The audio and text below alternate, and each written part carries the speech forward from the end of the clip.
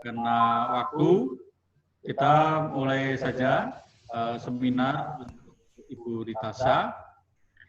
Di sini kebetulan yang hadir di PIK saya, Bu Rita, sama Pak Nik selaku pembimbing kedua. Dan yang masih kita tunggu sebenarnya Bu Vita, cuman karena Ibu belum sampai di PGSD, tapi karena waktu, maka dengan ini saya membuka seminar hadir atas nama Ibu Ritasa. Untuk itu kami persilakan presentasi 15 menit yang kemudian akan dilanjutkan oleh dosen penyangga. Setelah itu baru pembimbing mungkin dari mahasiswa dulu kalau ada, baru dosen penyangga dan juga rangkuman dari pembimbing. Nah, kami persilakan Ibu Ritasa untuk menyampaikan hasil risetnya selama kurang lebih 15 menit. Kami persilakan.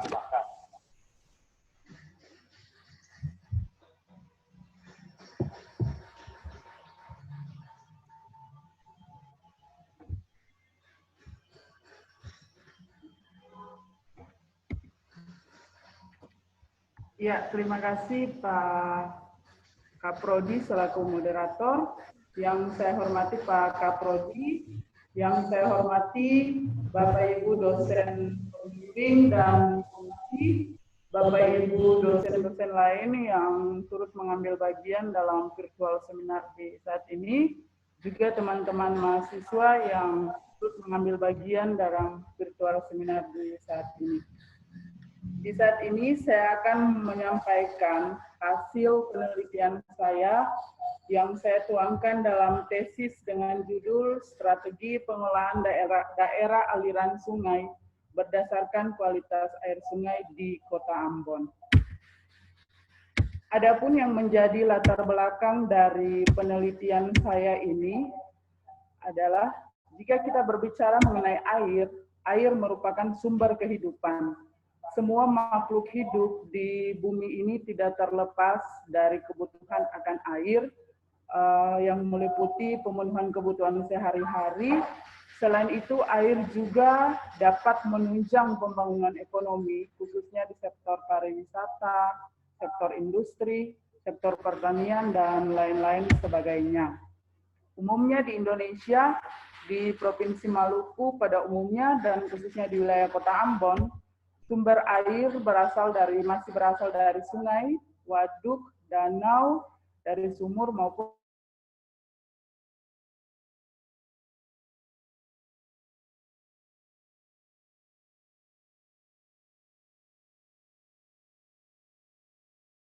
yang diantaranya adalah Sungai Wai Batu Merah, Wai Tomu, Wai Batu Gajah, dan Wai Batu Gantung yang terletak di Kecamatan Silimau dan Saniwe, dan juga dengan daerah yang didominasi dengan dataran berbukit hingga bergunung dengan topografi yang terjal hingga sangat terjal, dan sisanya adalah dataran datar yang membentuk wilayah pesisir dan dataran banjir dari sungai-sungai yang bermuara di Teluk Ambon, di mana dengan pola distribusi pemukiman terpusat pada daerah pesisir dan memanjang mengikuti garis pantai, memanjang mengikuti alur sungai ke arah perbukitan, dan kawasan pemukiman baru pada daerah perbukitan. Nah, dengan melihat bahwa tingkat kepadatan penduduk di Kota Ambon cukup tinggi yang berada pada Kecamatan Sirimau dan terendah pada Kecamatan Letimur Selatan, dengan laju pertumbuhan penduduk 2,5% per 5 tahun, ini menyebabkan beberapa permasalahan yang dapat mendorong terjadinya pencemaran sungai, mengingat distribusi kawasan pemukiman di Kota Ambon tidak memiliki alur sungai. Nah, dengan laju pertumbuhan penduduk di Kota Ambon meningkatkan kebutuhan akan tempat tinggal semakin berkembang dan bertambah dengan pesat. Oleh karena itu akan muncul alih fungsi atau perubahan tata guna lahan untuk menjadi kawasan pemukiman yang akan semakin berkembang di daerah perbukitan dan daerah pegunungan. Nah, dengan berkembangnya daerah pemukiman baru yang berkembang di daerah perbukitan dan pemukiman akan meningkatkan laju erosi dan sedimentasi serta menyebabkan terjadinya bahan-bahan pencemar lainnya yang masuk ke sungai yang bisa berakibat atau berpotensi pada terjadinya pencemaran sungai yang cukup tinggi, sehingga kondisi ini jika dibiarkan terus-menerus maka akan menjadi permasalahan yang sangat signifikan. Oleh karena itu, melalui penelitian ini saya mencoba untuk menganalisis terhadap pengaruh pemukiman dengan kepadatan penduduk yang relatif tinggi dalam kaitannya dengan kondisi pencemaran sungai di beberapa das di Kota Ambon, dan kemudian akan mencari atau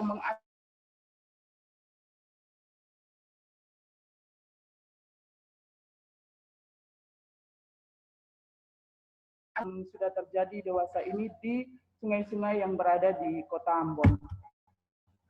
Nah, perumusan masalah yang dapat dirumuskan di saat ini dalam penelitian ini yaitu bagaimana kondisi kualitas air sungai Wai Batu Merah, Wai Tomu, Wai Batu Gajah, dan Wai Batu Gantung. Kemudian bagaimana status mutu air sungai Wai Batu Merah, Wai Tomu, Wai Batu Gantung, dan Wai Batu Gajah.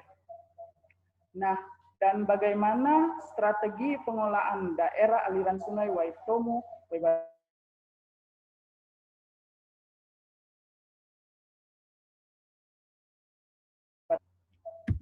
yang menjadi tujuan dalam penelitian ini yaitu untuk mengetahui kondisi kualitas air sungai Wai Batu Merah, Wai Tomu, Wai Batu Gajah, dan Wai Batu Gantung. Kemudian untuk menentukan status mutu air Wai Batu Merah, Wai Tomu, Wai Batu Gajah, dan Wai Batu Gantung, serta menetapkan strategi pengolahan das yang baik untuk mengatasi permasalahan pencemaran sungai di Wai Batu Merah, Wai Tomu, Wai Batu Gajah, dan Wai Batu Gantung. Melalui penelitian ini diharapkan dapat memberikan manfaat dalam memperkaya pengetahuan tentang strategi pengolahan daerah aliran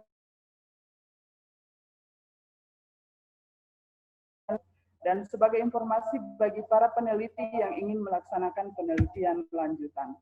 Diharapkan penelitian ini juga dapat menjadi bahan masukan dan bahan pertimbangan bagi pembuat kebijakan dalam mengambil keputusan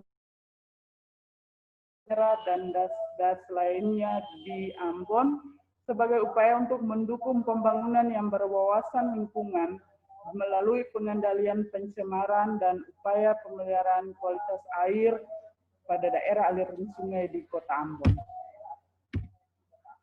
Adapun kerangka pikir dalam penelitian ini bahwa di das Wai Batu Merah, Wai Tomu, Wai Batu Gantung, dan di das Wai Batu Merah, Wai Tomu, Wai Batu Gajah, dan Wai Batu Gantung akan dianalisa kualitas air berdasarkan kondisi pemukiman yang berdasarkan kondisi pemukiman yang diantaranya akan ada kondisi pencemaran oleh limbah domestik maupun limbah non domestik. Kemudian hasil akan dilakukan uji kualitas air di laboratorium dengan membandingkan 3 parameter baik fisik, kimia, dan mikrobiologi. Kemudian dalam melakukan sampling air, segmen sungai akan dibagi dalam 3 segmen besar yang akan mewakili keterwakilan bagian hulu, bagian tengah, serta hilir akan ada 2 titik pengambilan sampling. Nah, kemudian berdasarkan hasil pengujian kualitas air di laboratorium, akan dilakukan penghitungan indeks pencemaran dengan menggunakan metode storage maupun metode indeks pencemaran, dan setelah mendapatkan tingkat ketercemaran sungai, maka akan dilakukan analisis dengan menggunakan SWOT untuk menentukan strategi pengolahan das yang terbaik untuk mengatasi masalah dimaksud. Metode penelitian. Lokasi penelitian berada pada Das Wai Batu Merah, Wai Tomu, Wai Batu Gajah, dan Wai Batu Gantung. Dengan peta lokasi dapat Ibu lihat pada layar maupun pada layar saya. Nah, dengan lokasi-lokasi juga terlihat pada tabel di samping petanya. Pada setiap das terbagi atas hulu, bagian tengah, dan bagian hilir, dan setiap bagian diwakilkan oleh 2 titik pengambilan sampling dengan koordinatnya seperti tertera pada lokasi, kemudian dengan lokasi juga tertera pada tabel di samping. Nah, alat dan bahan yang digunakan dalam penelitian yaitu toolkit pengambilan sampel air, GPS, kamera digital, alat tulis menulis, dan seperangkat komputer. Prosedur penelitian yang dilakukan dimulai dengan tahapan persiapan. Tahapan persiapan yaitu melakukan pengumpulan data-data dan informasi sebagai referensi. Pengumpulan data-data dan informasi sebagai referensi ini dikumpul berdasarkan laporan-laporan pelaksanaan kegiatan atau laporan-laporan penelitian di berbagai instansi yang ada keterkaitannya dengan penelitian saya. Kemudian dilakukan pengumpulan data lapangan berdasarkan sampling dan pengamatan di lapangan. Kemudian dilakukan analisis data. Analisis data dilakukan melalui analisis kualitas air di laboratorium untuk melihat hasil analisis parameter kualitas airnya. Kemudian dilakukan analisis status mutu air dengan menggunakan metode storage maupun metode indeks pencemaran.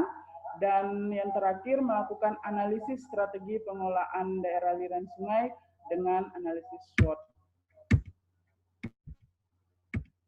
Nah, alur penelitiannya sebagai berikut, Bapak Ibu, bahwa akan dilakukan di Das Wai Batu Merah, Wai Tomu, Wai Batu Gajah, dan Das Wai Batu Gantung akan dianalisa penyebab daripada penurunan atau ketercemaran kualitas air di das tersebut, dikaji dari jumlah dari pengaruh kondisi pemukiman maupun jumlah penduduk dalam kaitannya dengan ketersediaan atau pembuangan limbah domestik maupun non-domestik yang akan masuk ke sungai yang berpotensi untuk mencemari sungai.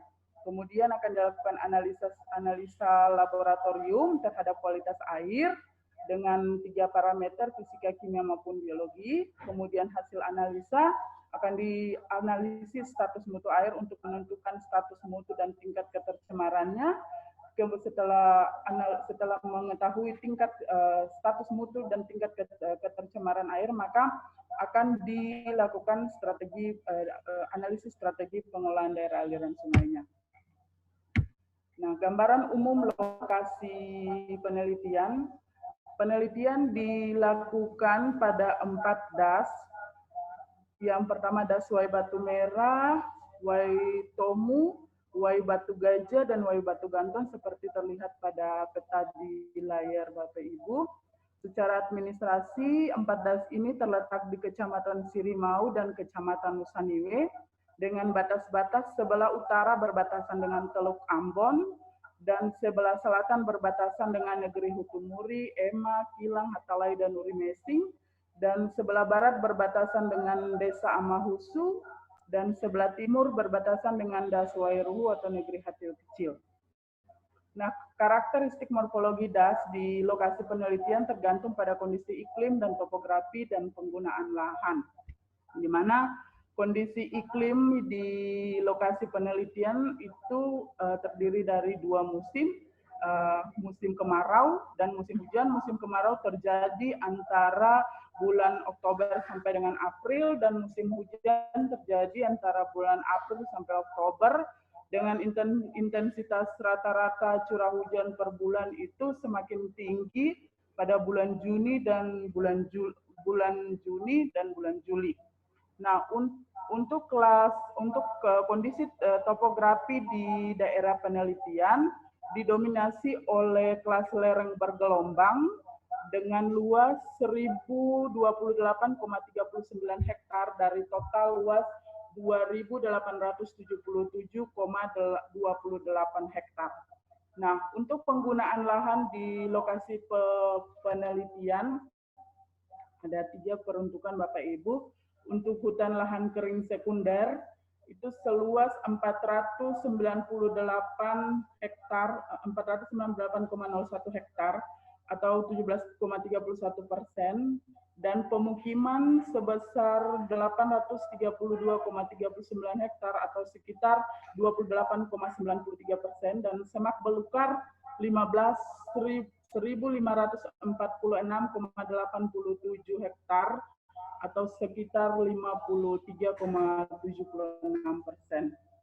Nah, untuk kondisi kependudukan di daerah penelitian, di Kecamatan Sirimau, jumlah penduduk tertinggi berada pada Kelurahan Batu Merah, kemudian diikuti dengan Negeri Hatiwe Kecil, dan terendah berada di Desa Galala. Dengan angka kepadatan penduduk tertinggi berada pada Kelurahan Rijali.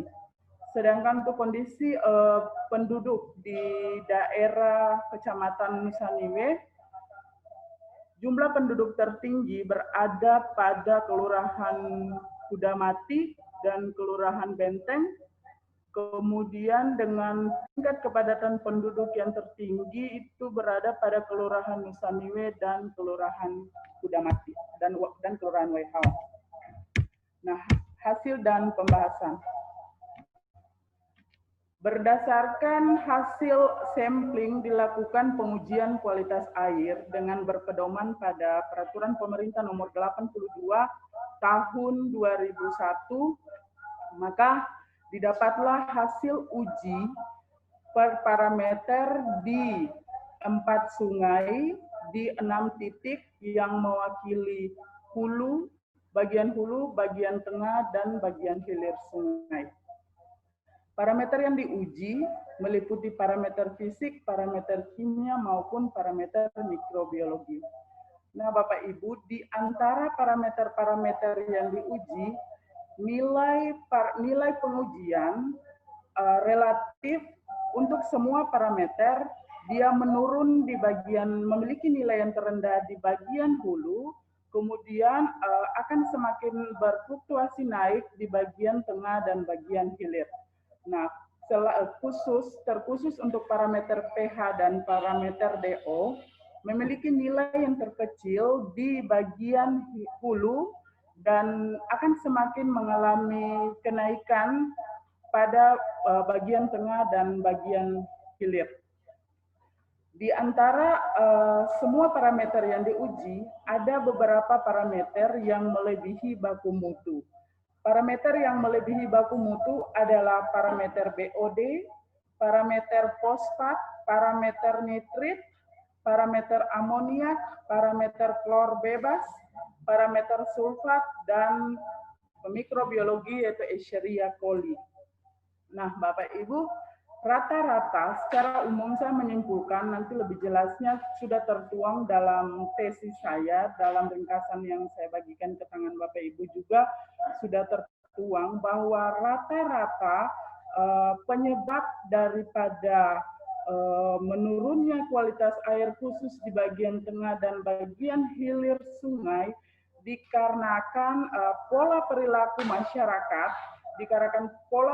masyarakat yang dipengaruhi dengan pola pemukiman di Kota Ambon yang memanjang mengikuti alur sungai dengan tingkat kepadatan yang cukup tinggi menyebabkan perilaku masyarakat untuk membuang limbah ke sungai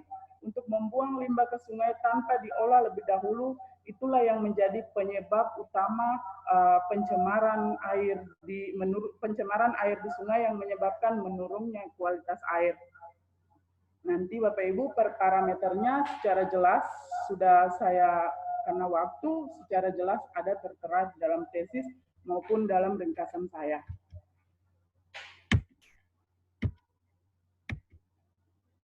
Nah, setelah mendapatkan hasil uji kualitas air per parameter berdasarkan hasil uji laboratorium, kemudian Kami melakukan penghitungan status atau penentuan status mutu air berdasarkan metode Storet dan metode indeks pencemaran. Nah, metode Storet ini dilakukan dengan membandingkan nilai dari USPI dengan ada empat kelas, di mana untuk kelas A dengan nilai Storetnya itu 0 menunjukkan bahwa kondisi air itu dalam status mutu yang baik dan belum tercemar. Nah, sedangkan untuk kelas B dengan nilai Storet -1 sampai -10 itu menunjukkan bahwa kondisi air dalam kategori cemar ringan. Kemudian nilai kelas C, nilai -11 sampai -30 menunjukkan kondisi air dalam kategori cemar sedang. Dan kelas D itu untuk nilai Storet di atas -30 menunjukkan kondisi air tercemar berat. Nah, untuk berdasarkan hasil analisa stok dengan metode Storet untuk Sungai Wai Batu Merah memiliki nilai Storet -26, sehingga status mutu airnya adalah cemar sedang. Nah, untuk Waitomu, Sungai Waitomu memiliki nilai Storet sebesar -26 atau cemar sedang. Untuk Sungai Wai Batu Gajah memiliki nilai Storet -12 atau cemar sedang, dan untuk Sungai Wai Batu Gantung memiliki nilai Storet -10 atau cemar ringan. Nah, sedangkan demikian pula hasil analisa dengan menggunakan metode Storet, metode indeks pencemaran, status mutu air yang didapatkan adalah pada bagian hulu masih dalam kategori cemar ringan dengan nilai IP-nya 1,84, masih dalam kategori cemar ringan karena jika nilai IP-nya di bawah 1 atau sama dengan 1 masih dalam kategori baik, masih dalam kategori kondisi air baik. Jika nilai IP-nya 1 sampai di bawah 5 tergolong kategori cemar ringan, jika IP-nya dari 5 sampai 10 tergolong cemar sedang, dan di atas 10 tergolong cemar berat. Nah, hasil analisa untuk dengan menggunakan metode indeks pencemaran, Bapak Ibu dapat lihat rata-rata status mutu air dalam kategori cemar ringan sampai cemar sedang.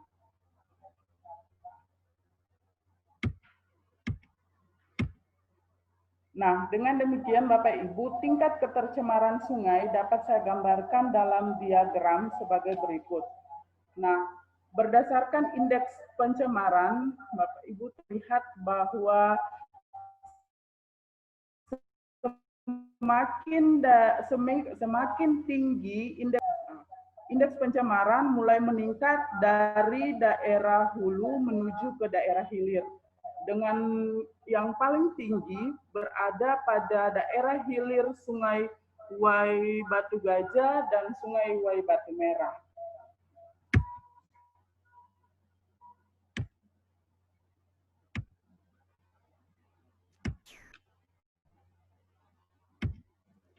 Nah, Bapak Ibu, setelah kita mengetahui bahwa kondisi air sungai pada Sungai Waitomu, Wai Batu Merah, Wai Batu Gajah, dan Wai Batu Gantung telah dalam kondisi tercemar dengan tingkat ketercemaran adalah ringan sampai sedang, dan salah satu kondisi yang sangat mempengaruhi hal ini, sehingga terjadinya pencemaran di sungai, salah satu kondisi yang turut berkontribusi penting adalah terkait dengan pengelolaan bidas. Nah, oleh karena itu, maka perlu dicari strategi yang baik untuk terkait dengan pengelolaan das untuk dapat mengatasi, meminimalisir, atau bahkan mengembalikan kondisi kualitas air yang telah tercemar itu menjadi kondisi yang baik. Nah, untuk menetapkan strategi pengolahan das yang baik, saya melakukannya melalui analisis strategi dengan menggunakan diagram SWOT, di mana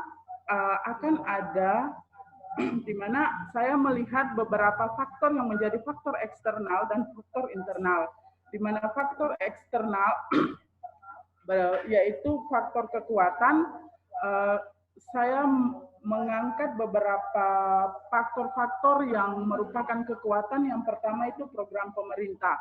Adanya berbagai program pemerintah yang sudah dilakukan khususnya di dinas-dinas terkait seperti Dinas Lingkungan Hidup.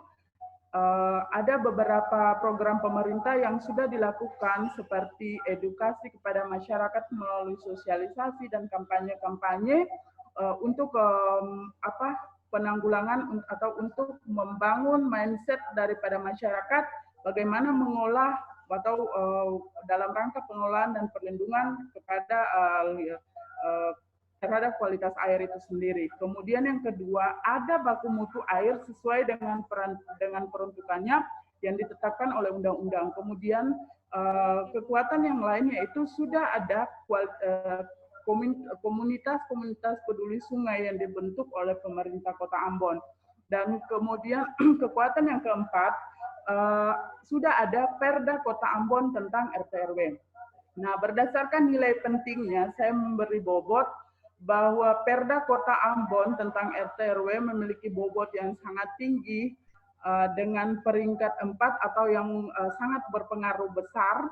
Kemudian diikuti dengan terbentuknya komunitas peduli sungai, kemudian baku mutu air sungai dan program pemerintah. Nah, dengan jumlah nilai bobotnya, dengan jumlah nilai peluangnya itu 1,36. Nah, faktor-faktor eksternal lain yang merupakan kelemahan yang saya identifikasi, yang pertama, kondisi air sungai yang sudah tercemar berdasarkan hasil penelitian saya, hasil uji kualitas air yang sudah berada dalam kategori cemar ringan sampai cemar sedang.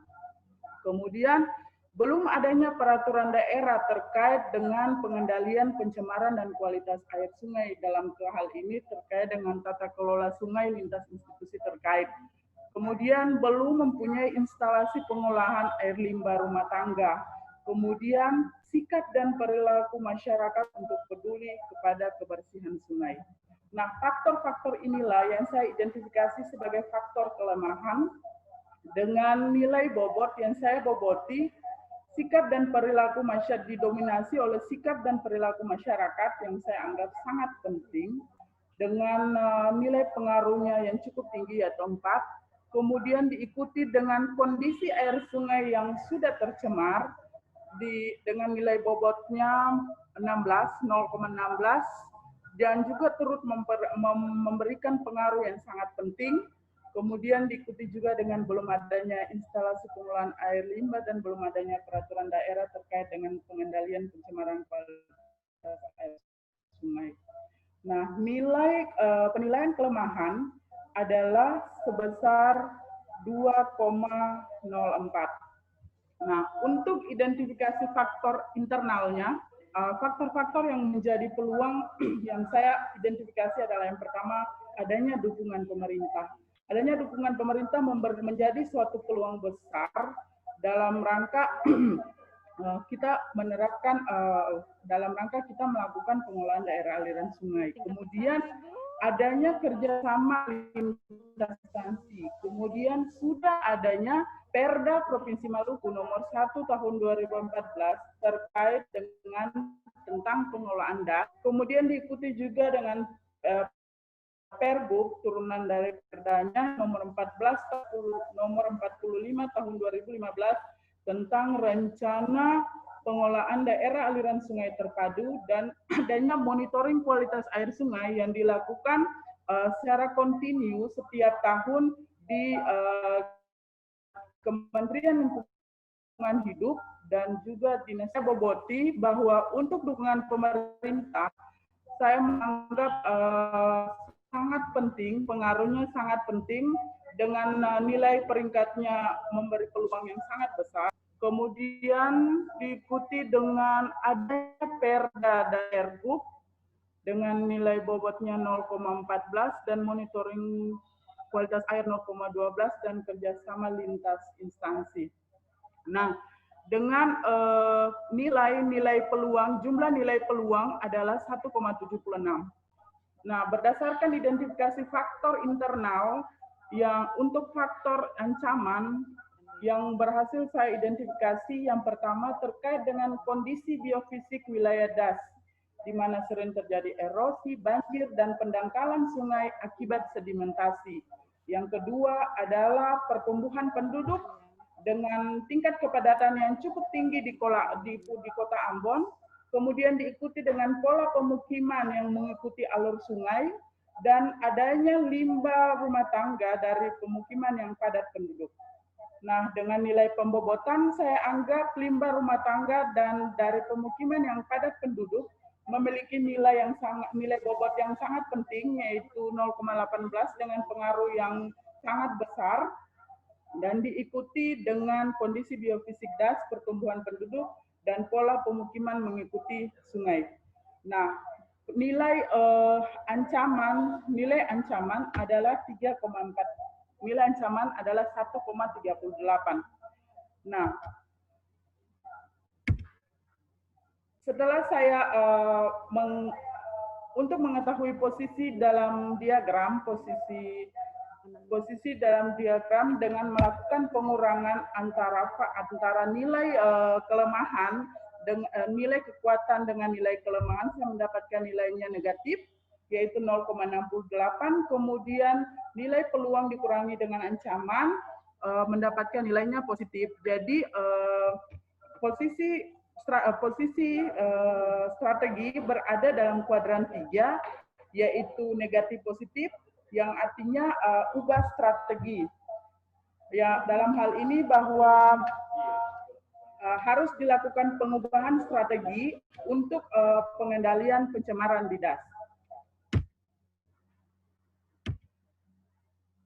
Nah, faktor-faktor yang internal maupun eksternal yang tadi saya inventarisir, kemudian saya masukkan di dalam matriks, di mana yang seperti yang tadi saya sebutkan satu persatu, bahwa yang merupakan kekuatan adalah adanya program dinas terkait dengan edukasi dan sosialisasi kampanye bersih, kemudian adanya pemantauan rutin dan sebagainya, seperti yang tadi saya tidak mengulang karena waktu. Kemudian strategi yang saya dapatkan. Strategi yang saya dapatkan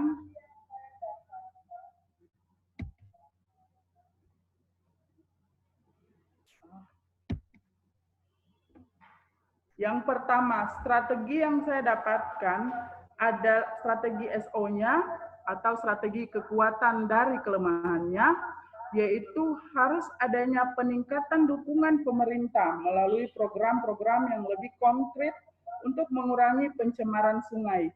Kemudian harus adanya peningkatan kerjasama dan sinkronisasi program lintas institusi sesuai dengan tugas masing-masing dalam menjaga das dan kualitas air sungai. Yang ketiga, pembentukan lebih banyak lagi komunitas peduli sungai di wilayah Kota Ambon. Kemudian yang keempat, penerapan Perda RT RW Kota Ambon.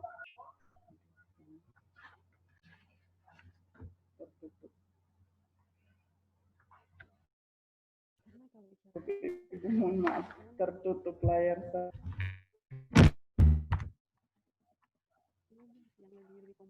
Nah, yang keempat, penerapan Perda RT RW Kota Ambon secara tegas.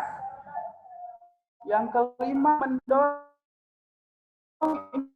implementasi Perda Pendas di Kota Ambon. Strategi yang saya dapatkan untuk antara peluang dengan ancaman, yaitu untuk meningkatkan peluang dan meminimalisir ancaman. Yang pertama, meningkatkan sosialisasi dan edukasi ke masyarakat tentang dampak pencemaran dan manfaat sungai yang bersih. Kemudian membuat Perda pengendalian pencemaran dan kualitas air sungai di Kota Ambon. Yang ketiga, memperbaiki jaringan pembuangan air limbah rumah tangga secara komunal pada kawasan pemukiman padat penduduk agar tidak langsung dibuang ke sungai. Yang keempat, meningkatkan peran serta masyarakat dalam menjaga kualitas sungai. Nah, kemudian strategi yang saya dapatkan dari kekuatan dan ancaman, Yang pertama, meningkatkan pengawasan dalam penerapan Perda RT/RW Kota Ambon secara tegas, khususnya kawasan pertumbuhan pemukiman dan daerah-daerah miring dan di sepanjang sungai. Yang kedua, meningkatkan kerjasama instansi untuk memperbaiki dan meningkatkan pengaturan sistem drainase pada kawasan pemukiman padat penduduk, agar limbah rumah tangga tidak langsung dibuang ke sungai. Kemudian strategi yang berikut, dari strategi WT, yang pertama melakukan konsep community based development, yaitu pembangunan yang dilakukan oleh masyarakat bersama-sama dengan pemerintah setempat dengan melibatkan masyarakat secara aktif dalam kegiatan pencemaran dan dalam kegiatan perencanaan pengelolaan sungai. Kemudian melakukan sosialisasi hasil uji mutu air sungai secara rutin sehingga diketahui oleh masyarakat.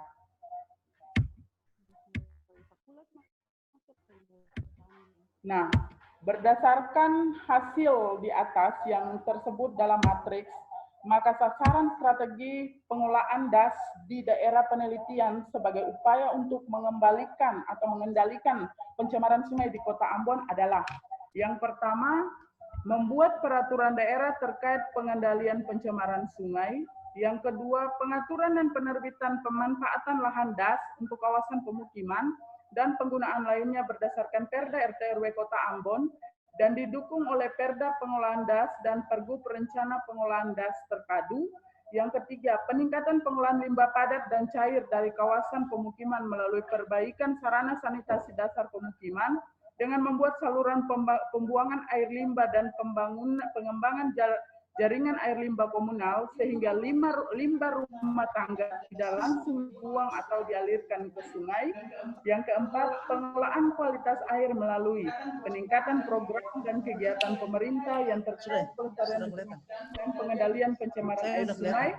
Yang ketiga, peningkatan pemantauan dan monitoring kualitas air sungai dan mutu air disosialisasikan kepada masyarakat. Yang kelima, meningkatkan kerjasama lintas instansi dalam pengelolaan limbah padat, membangun septic tank komunal dan dalam pengawasan pembuangan limbah padat dan limbah cair. Kemudian, meningkatkan partisipasi dan peran serta masyarakat dalam menjaga sungai melalui sosialisasi dan pelatihan tentang sungai, pencemaran sungai, pengolahan limbah, dan sebagainya, dan melalui pembentukan komunitas-komunitas peduli sungai yang lebih banyak lagi.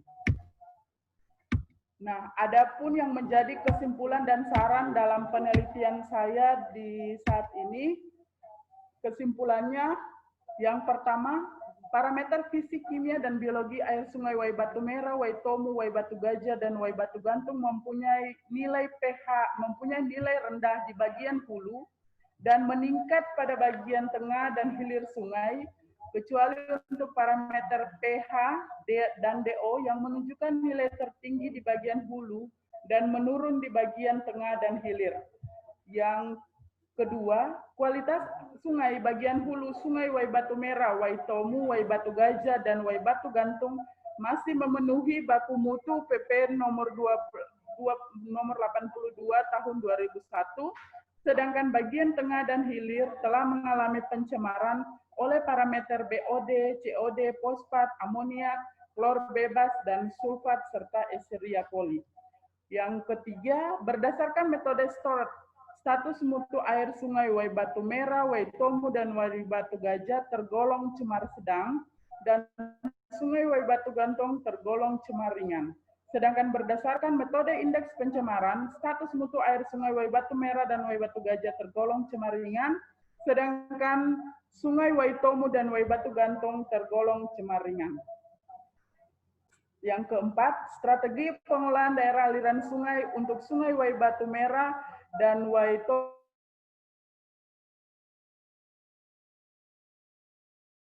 eksternal secara maksimal untuk mendukung faktor kekuatan yang ada untuk mengendalikan kelemahan-kelemahan dan ancaman yang ada.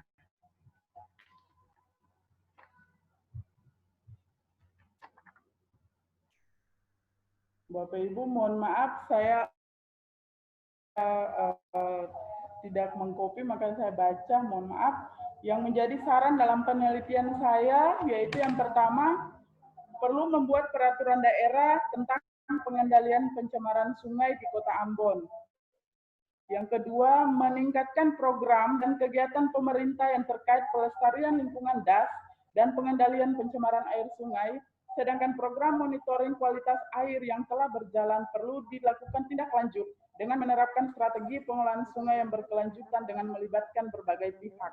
Yang ketiga, meningkatkan kerjasama lintas instansi dalam penertiban pemanfaatan lahan das untuk kawasan pemukiman berdasarkan Perda RT RW Kota Ambon dan didukung oleh Perda Pengelolaan Das dan Pergub Rencana Pengelolaan Das Terpadu.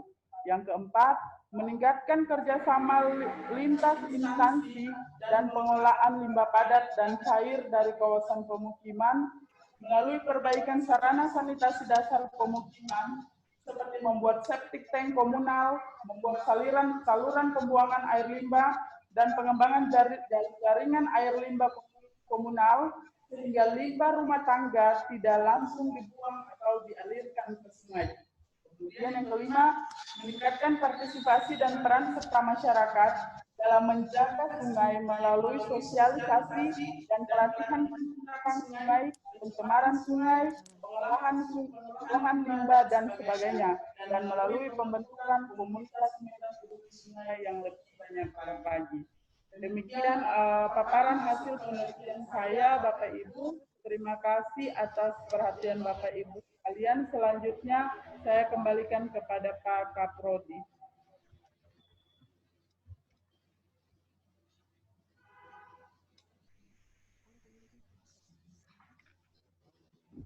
Baik, terima kasih Bu Ritasa, seminaris. Waktunya cukup lama, nggak apa-apa, saya sengaja biarkan karena memang kelihatannya penelitiannya sangat banyak, jadi biar semuanya lepas begitu ya. Nah, saya lihat di sini ada Pak Wudi, ada Bu Sylvia, ada Bu Lilian. Sambil menunggu ini, kira-kira dari Pak Budi atau Ibu Lilian atau dari mahasiswa dulu kami persilakan.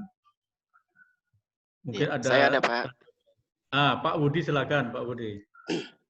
Baik, terima kasih, Pak. Mungkin ini ada menyimak dari apa yang disampaikan oleh Ibu Ritasa. Ya. Mungkin ada beberapa hal yang mungkin menjadi perhatian. Yang pertama terkait dengan judul. Judul yang diangkat ini adalah strategi pengelolaan daerah aliran sungai berdasarkan kualitas air sungai di Kota Ambon. Nah, kalau dengan melihat judul ini itu berarti di Kota Ambon kan ada beberapa daerah aliran sungai. Sementara yang jadi fokus Ibu Ritasa sini ada cuman beberapa aliran sungai seperti Wai Batu Merah, Wai Batu Gantung, Wai Batu Gajah. Nah, sementara di sisi lain juga ada yang namanya Wai Ruhu. Nah, makanya kalau misalnya dengan judul ini itu berarti dia bisa memberi makna bahwa ini untuk das yang ada di Kota Ambon berarti di seluruh wilayah Kota Ambon. Sementara kan ada batasannya. Nah, mungkin usul saya kalau misalnya ini terkait dengan das di beberapa das itu, apakah das Wai Batu Merah adalah dasnya, kemudian Wai Batu Gajah, Wai Batu Gajah, Wai Batu Gantung itu adalah sub-sub dasnya. Dengar?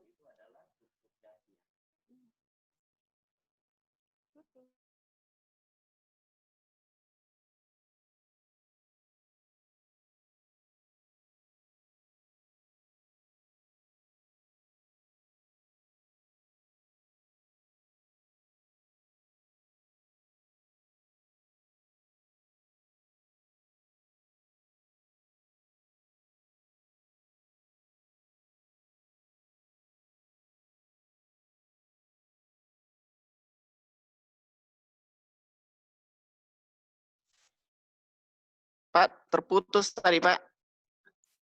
Ya, dilanjut, Pak.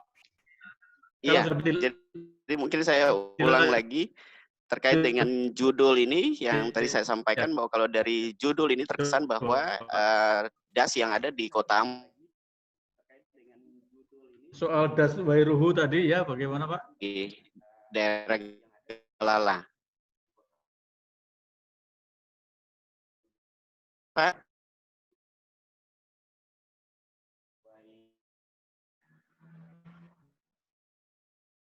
Aduh.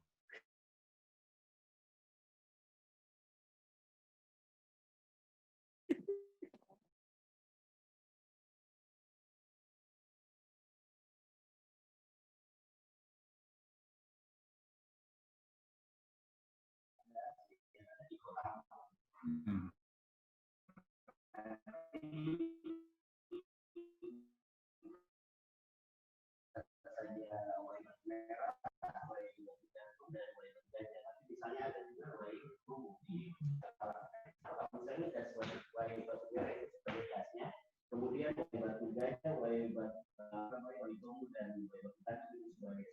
jadi beliau di ke batu merah, tapi nanti di dalam penjelasannya itu sudah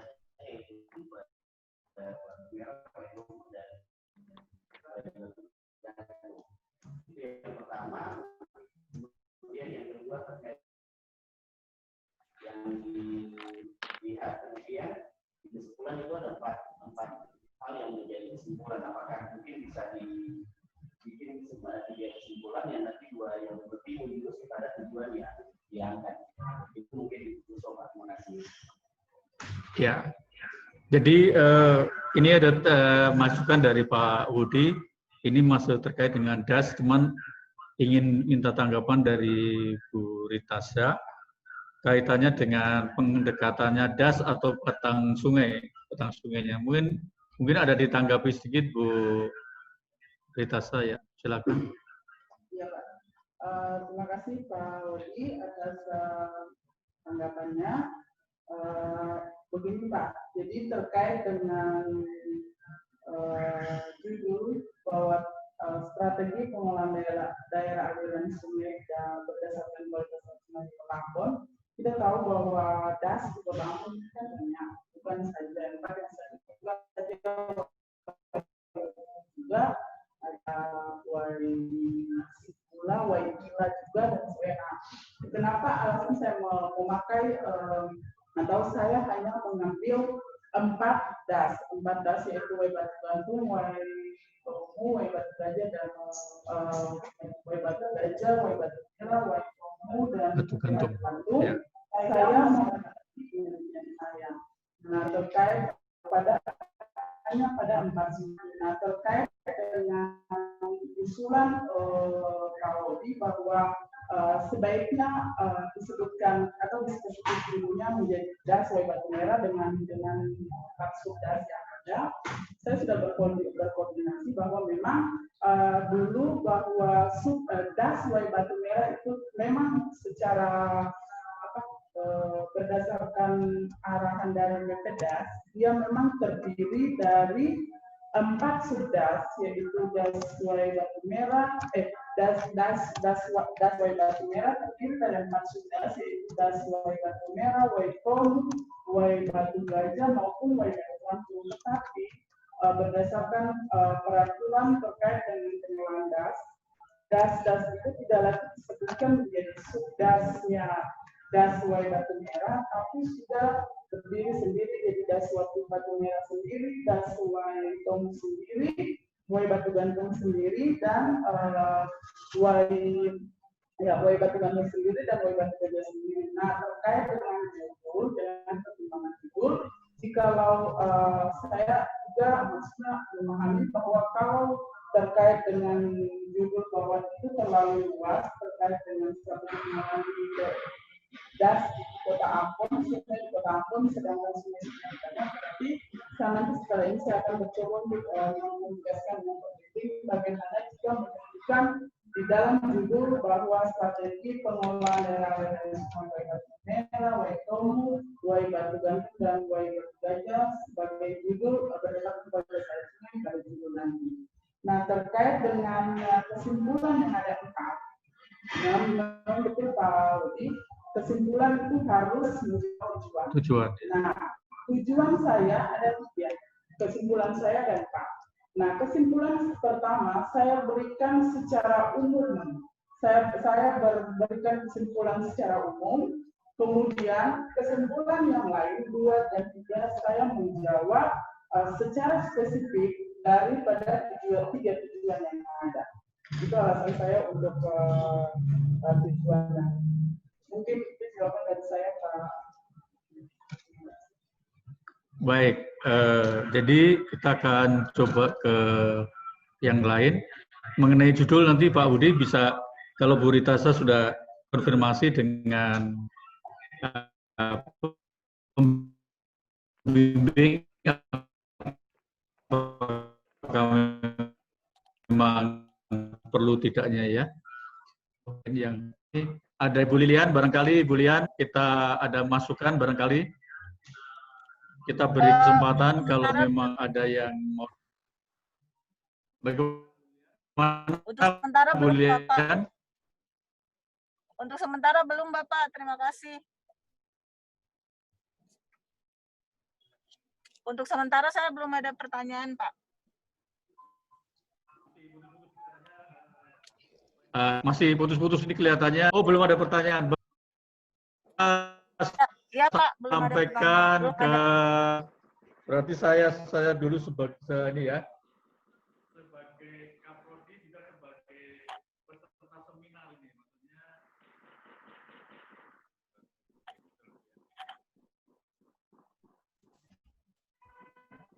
Ya. Jadi kalau kita lihat dari diagram atau istilahnya tadi ada kuadran 1, 2, 3, 4 itu saya lihat baru ini saya lihat di kuadrannya ada di kuadran pertama ini yang paling banyak ya selama dilaksanakan tesis yang menggunakan SWOT analisis dan QSPM itu biasanya ada di kuadran 1. Nah, kira-kira kalau di kuadran 3 tadi kita ingin memastikan apakah di SWOT analisisnya itu sudah pas, artinya faktor internal, eksternalnya apakah memang sudah secara cermat, maksudnya saya gitu berita, supaya ini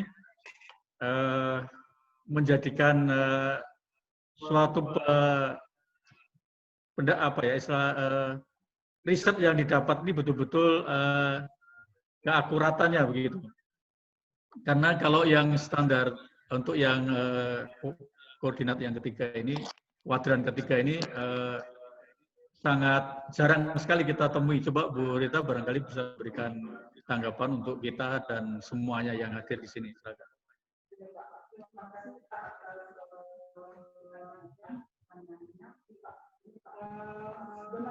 Sebenarnya pengelolaan gas merupakan permasalahan yang sudah menjadi tren dalam pengendalian. Nah, terkait dengan posisi kuadran, saya menganalisa dari faktor internal dan faktor eksternal kita bahwa memang benar hasil analisa faktor ini berdasarkan diskusi, berdasarkan wawancara, berdasarkan ini bahwa memang bahwa yang menjadi faktor-faktor yang saya berikan di dalam analisis SWOT ini memang benar-benar faktor yang nyata yang dialami dalam kehidupan sehari-hari.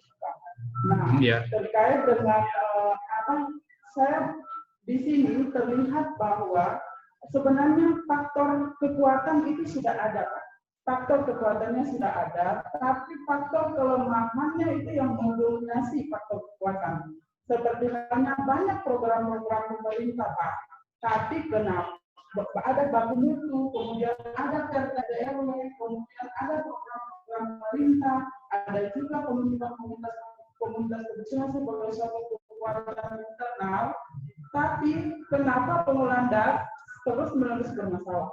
Nah, yang saya melihat di sini bahwa faktor kelemahannya itu lebih mendominasi dari faktor kekuatan yang ada, Pak.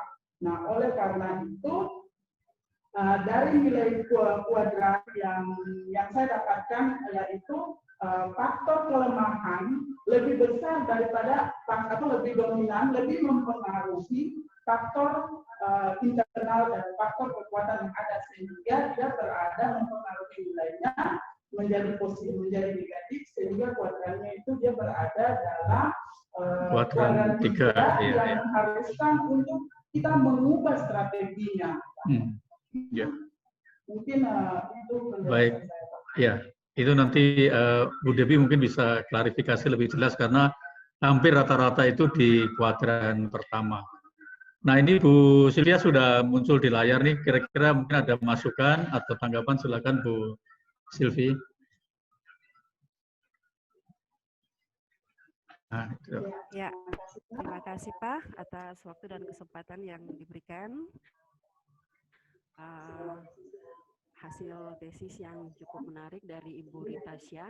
Nah, di sini ada beberapa hal yang ingin saya tanyakan, ya, terkait dengan tingkat ketercemaran tiap sungai itu memiliki tingkat ketercemaran yang berbeda-beda. Ada yang cemar sedang sampai dengan ada juga yang cemar ringan.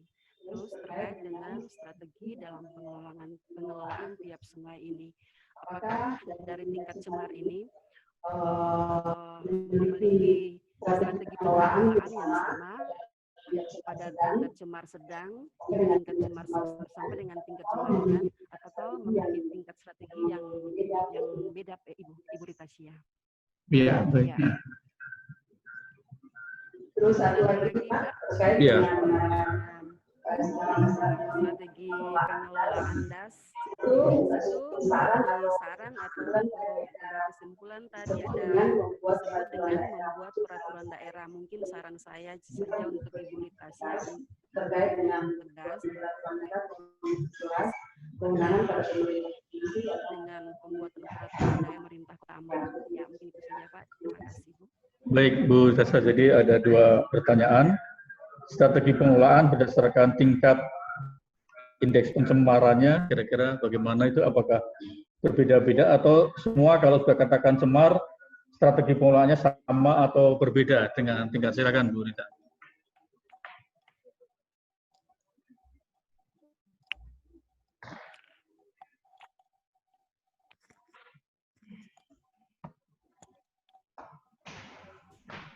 Ya, terima kasih Yulfi atas tanggapannya. Nah, terkait dengan tingkat pencemaran yang berbeda-beda, apakah strategi pengelolaan yang akan diterapkan apakah sama atau berbeda? Jawabannya strategi pengelolaan yang sama. Nah, tingkat pencemaran yang berbeda-beda dari cemar ringan sampai sedang dari hasil analisa atau dari hasil bahwa kondisi yang mengaruhinya adalah kondisi yang nah, besar kecilnya tingkat ketercemaran dari ringan ke sedang itu dipengaruhi oleh banyak atau sedikitnya limbah yang dibuang dalam sungai sehingga mempengaruhi tingkat ketercemaran. Tapi penyebabnya adalah penyebab yang sama, akarnya sama, akar penyebabnya adalah sama, yaitu akibat pola pemukiman di daerah aliran sungai yang memancing di sungai dengan tingkat kepadatan penduduk, dengan tingkat kepadatan penduduk di daerah bantaran sungai yang relatif tinggi, dengan kebiasaan yang langsung membuang dengan kebiasaan yang langsung membuang ke sungai tanpa mengalami pengelolaan terlebih dahulu, itulah yang memicu tingginya tingkat ketercemaran sungai, sehingga sekalipun kondisi cemarnya berbeda dari ringan ke sedang, tetapi strategi pengelolaannya akan diberlakukan sama semua karena memang penyebabnya. Kemudian terkait dengan kewenangan untuk membuat peraturan daerah, mungkin nanti akan dikomunikasikan lagi.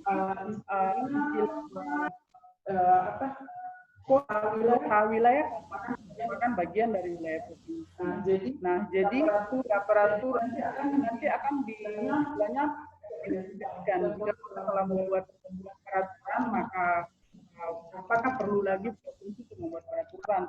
Tapi hal ini juga tidak menutup kemungkinan untuk merupakan perda ini juga dibuat oleh provinsi, karena memang provinsi kita punya perda nomor 1 tahun 2019 kalau saya tahu terkait dengan pengendalian pencemaran. Nah, itu juga sehingga tidak menutup kemungkinan bahwa peraturan daerah terkait dengan pengendalian pencemaran sungai juga dapat dibuat oleh pemerintah provinsi. Mungkin itu, Pak. Baik, terima kasih. Kita masih beri kesempatan lagi, mungkin mahasiswa yang lain. Kalau belum ada, kita mulai dengan penyanggah Ibu Debbie, nanti Bu Vita menyusul karena baru persiapan. Mungkin kami persilakan Bu Debbie masukannya ataupun sanggahannya terkait dengan risetnya Ibu Rita. Kami persilakan Bu Debbie.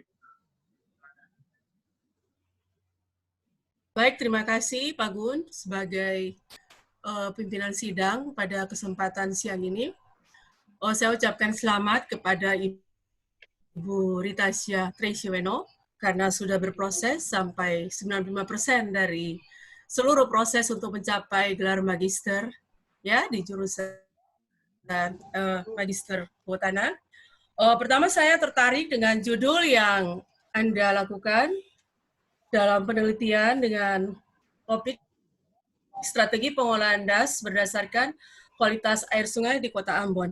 Ya mungkin sebelum saya masuk ke esensi dari tesis ini, saya ingin bertanya dulu kepada Ibu Ece, kenapa Anda memilih judul strategi pengolahan das berbasis kualitas air tadi?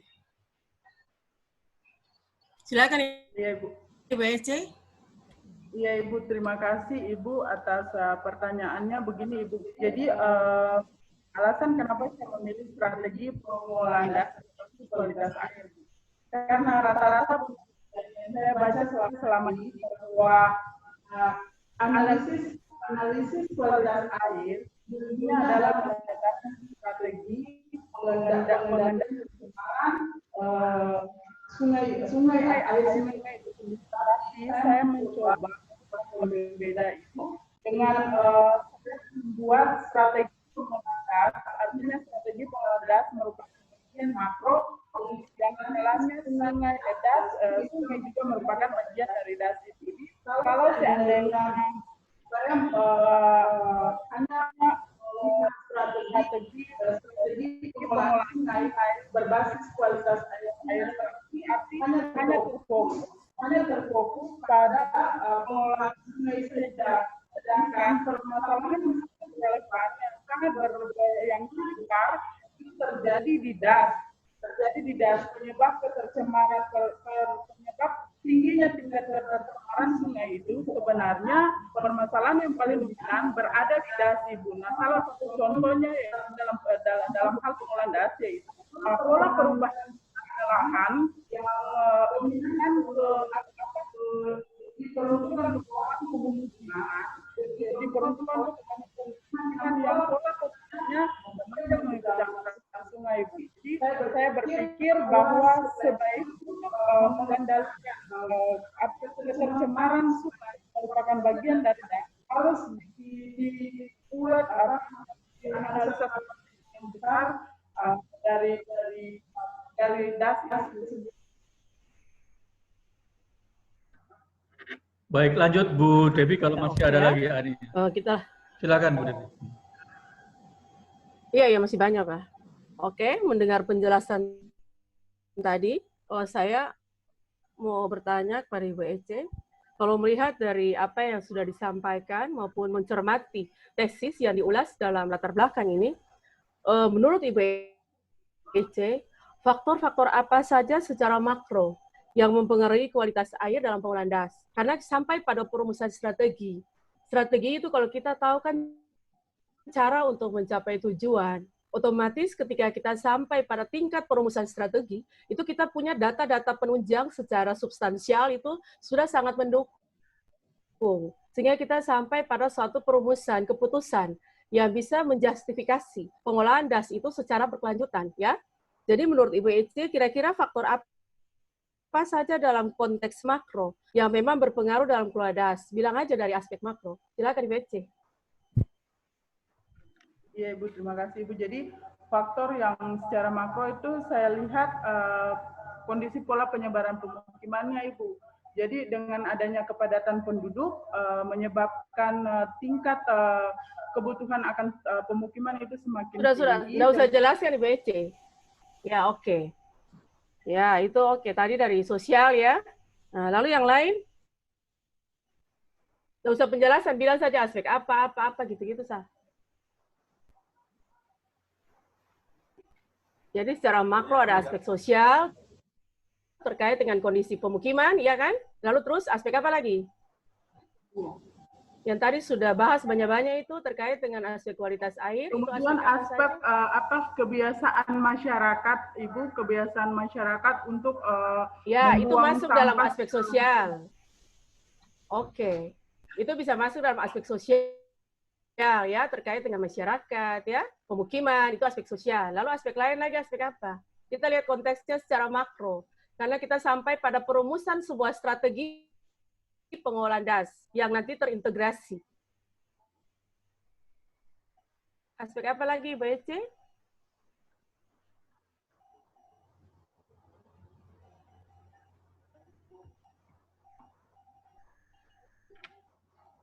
Halo, Ibu Ece. Ya, iya Ibu Mas. Kalau dari saya dua aspek penting itu Ibu, jadi pemukiman dengan ya sebenarnya kalau kita lihat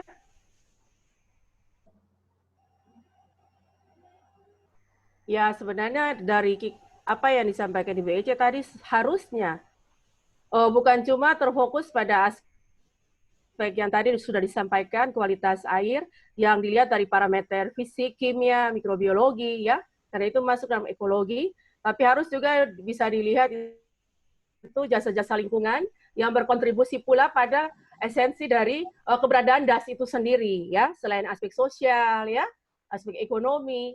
Kenapa pemukiman itu semuanya di sekitar DAS? Mungkin ada nilai ekonomi dari DAS tersebut kepada kepentingan masyarakat, sehingga memang mereka merasa sangat bergantung pada keberadaan atau eksistensi dari DAS itu sendiri. Dan memang aspek-aspek ini kalau dilihat secara makro harus juga bisa di breakdown ya, di breakdown dalam berbagai parameter yang konstruktif yang bisa menjadi masukan untuk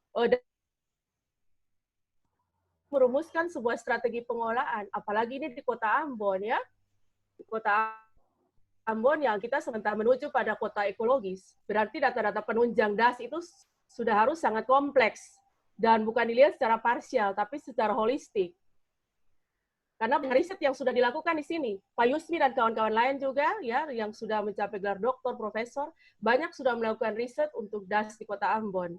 Dan memang data-data penunjang itu sangat kompleks dan terintegrasi dengan baik. Ya mungkin itu juga bisa menjadi data-data yang menunjang Ibu Ece untuk melihat keberadaan DAS dengan memperhatikan aspek kualitas air tadi, dengan indeks cemarannya, sehingga status mutunya itu cemaran ringan, sedang, atau dan lain-lain ya. Jadi mesti dilihat secara jelas. Lalu untuk sosial itu mungkin bukan hanya dilihat pemukiman saja, atau bagaimana mereka membuang sampah di sungai, ya, pola drainase yang tidak beres, IPAL komunal yang berjalan dengan baik dalam pemukiman, tapi sumber daya manusia itu juga harus dilihat. Pendidikannya bagaimana, pekerjaannya bagaimana. Karena ini mempengaruhi pengetahuan mereka dalam pembuangan sampah, dalam menjaga drainase, dalam menjaga ketersediaan DAS itu, sehingga mengurangi nilai cemaran pada kualitas air sungai yang ada di beberapa titik sesuai dengan kajian yang dilakukan oleh Ibu Ece tadi. Ya, Ibu Ece ya? Iya, Ibu. Jadi masih banyak yang memang Ibu Ece harus harus bijak lagi untuk bisa melihat indikator-indikator yang memang berkontribusi dalam melihat kualitas air sungai, tidak hanya dibatasi pada fisik kimia saja dan mikrobiologi, sementara bisa mengetahui status cemarannya, tapi paling tidak data-data penunjang tadi walaupun tidak diteliti secara ilmiah dengan baik oleh Ibu Ece, tapi data-data penunjang dari peneliti-peneliti sebelumnya itu juga menjadi sesuatu data yang aktual untuk memberikan nilai yang membangun, yang konstruktif untuk penyempurnaan dari tesis dalam rangka merumuskan sebuah kebijakan dalam bentuk strategi pengolahan tadi, ya. Mungkin itu harus jelas Ibu Ece. Jadi sosial masyarakat sekitar dasi itu jangan lihat pola pemukiman saja, tapi harus lihat dia SDM-nya bagaimana, sosial budayanya bagaimana, apakah itu sudah terpola dari dulu ataukah bagaimana, ya. Lalu kaitan dengan iklim global yang terjadi saat ini, akan musim penghujan dengan intensitas hujan yang cukup tinggi, dengan curah hujan yang begitu besar, harus bisa dilihat. Banyak faktor yang harus digali terkait dengan karakteristik dari wilayah Kota Ambon itu sendiri, dengan memperhatikan pola-pola dasi yang tersebar di kota ini. Jadi mungkin harus jelas Ibu Ece ya, untuk data-data secara umum ini saya lihat masih sangat kurang, perlu ditambahin lagi. Lalu yang berikut Ibu Ece terkait dengan peralatan. Saya mau tanya Ibu Ece dulu, itu waktu kemarin turun lapangan tuh Ibu Ece pakai alat water quality checker tidak? Ibu Ece. Ibu? Pakai water quality checker tidak? Kan kita mengacu pada standar nasional Indonesia kan untuk metode pengambilan air. Pakai ya? Ibu, pada saya melibatkan pihak laboratorium terakreditasi dalam melakukan sampling. Iya, jadi betul. semua peralatan yang saya gunakan peralatan dari laboratorium. Ibu. Jadi mereka turun juga dengan peralatan mereka Iya, Ibu. yang kompleks itu. Langsung riset juga di wilayah, di tempat kejadiannya untuk pengambilan misalnya PDO, pH, dan lain-lain gitu. Di tempat, Ibu. Oh, ada turbidimeter juga? Soalnya tadi tidak ditulis dalam peralatan yang dipakai itu Ibu Ece, masih secara umum. Jadi mungkin bisa ditambahin ya. Iya, Ibu. Supaya memang untuk metode ini dalam bentuk peralatan itu memang kompleks benar-benar dipakai sesuai dengan standar yang berlaku. Ya Ibu Ece ya. Baik Bu Debbie, karena waktunya, lalu nanti lainnya. Sabar Pak, sebentar ditulis. SWOT lagi. Ya, SWOT. Oh, SWOT lagi, satu lagi ya. Iya, okay. iya. Ini yang paling penting nih di SWOT ya. Silakan, lalu yang berikut Ibu Ece, saya melihat bahwa terkait dengan perumusan strategi itu tadi saya sudah bilang harus data-data awalnya harus jelas. Itu key actor yang Anda gunakan di sini siapa saja, dari pihak mana saja. Karena mereka yang memberikan bobot dan rating terhadap indikator-indikator yang dipakai. Pihak yang dipakai, yang digunakan di sini mana saja sebagai aktor kunci. Nah, yang aktor-aktor yang jadi saya melakukan wawancara terhadap masyarakat yang di sekitar sungai. Kemudian juga saya meminta pendapat dari beberapa ahli, bukan ahli sih, tapi beberapa orang yang istilahnya punya kepentingan atau punya kepentingan di dalam itu, seperti tim komunitas air, seperti anggota komunitas air, kemudian juga dengan beberapa pendapat dari beberapa orang yang berada di instansi lingkungan hidup, khususnya terkait dengan peraturan daerah itu, Ibu. Jadi oke, Bu Ece, kita putus saja ya. Ibu Ece, saya sudah paham. Kita harusnya bisa melihat dari aspek pemerintahnya siapa ya, dinas mana saja, kadisnya yang mana, dari pihak swasta mana, tokoh-tokoh masyarakatnya yang mana saja. Kemudian mungkin dari akademisi juga harus ada ya yang terkait, walaupun memang ada Pak Yusmi di situ, Orandas, tapi mungkin orang lain juga bisa terlibat karena mereka juga berkontribusi untuk menilai ya. Jadi masyarakat tidak bisa secara umum, mungkin tokoh masyarakatnya saja, tokoh pemuda, tokoh perempuan, mungkin gitu, LSM juga bisa dilibatkan ya. Kalau bisa nanti bisa dilihat kembali sehingga data-data itu memang bisa dipertanggungjawabkan dengan baik oleh pihak-pihak yang berkepentingan. Lalu yang berikut untuk analisis SWOT itu, saya melihat untuk indikator-indikator yang digunakan itu masih berantakan ya Ibu Ece ya. Pertama mungkin untuk faktor internal. Kalau kita bicara faktor internal, apa yang kita pahami tentang faktor internal? Pasti kondisi das secara kompleks. Kondisi das secara kompleks di lokasi riset Ibu Ece, itu yang harus Ibu Ece gambarkan di sini dalam kondisi, dalam analisis IFAS untuk internal faktor tadi. Jadi bukan Ibu Ece masukkan program pemerintah, ya, Perda Kota Ambon, itu bukan, itu masuk di dalam eksternal.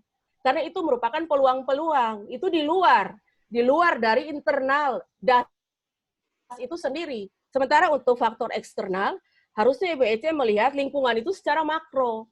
Jadi ada perda, ada pihak pemerintah punya intervensinya, ya, ada kelembagaan, lalu ada peluang-peluang lain lagi di luar dari kelola das itu secara internal itu sendiri. Jadi saya melihat untuk faktor internal dari 1 sampai 4 untuk kekuatan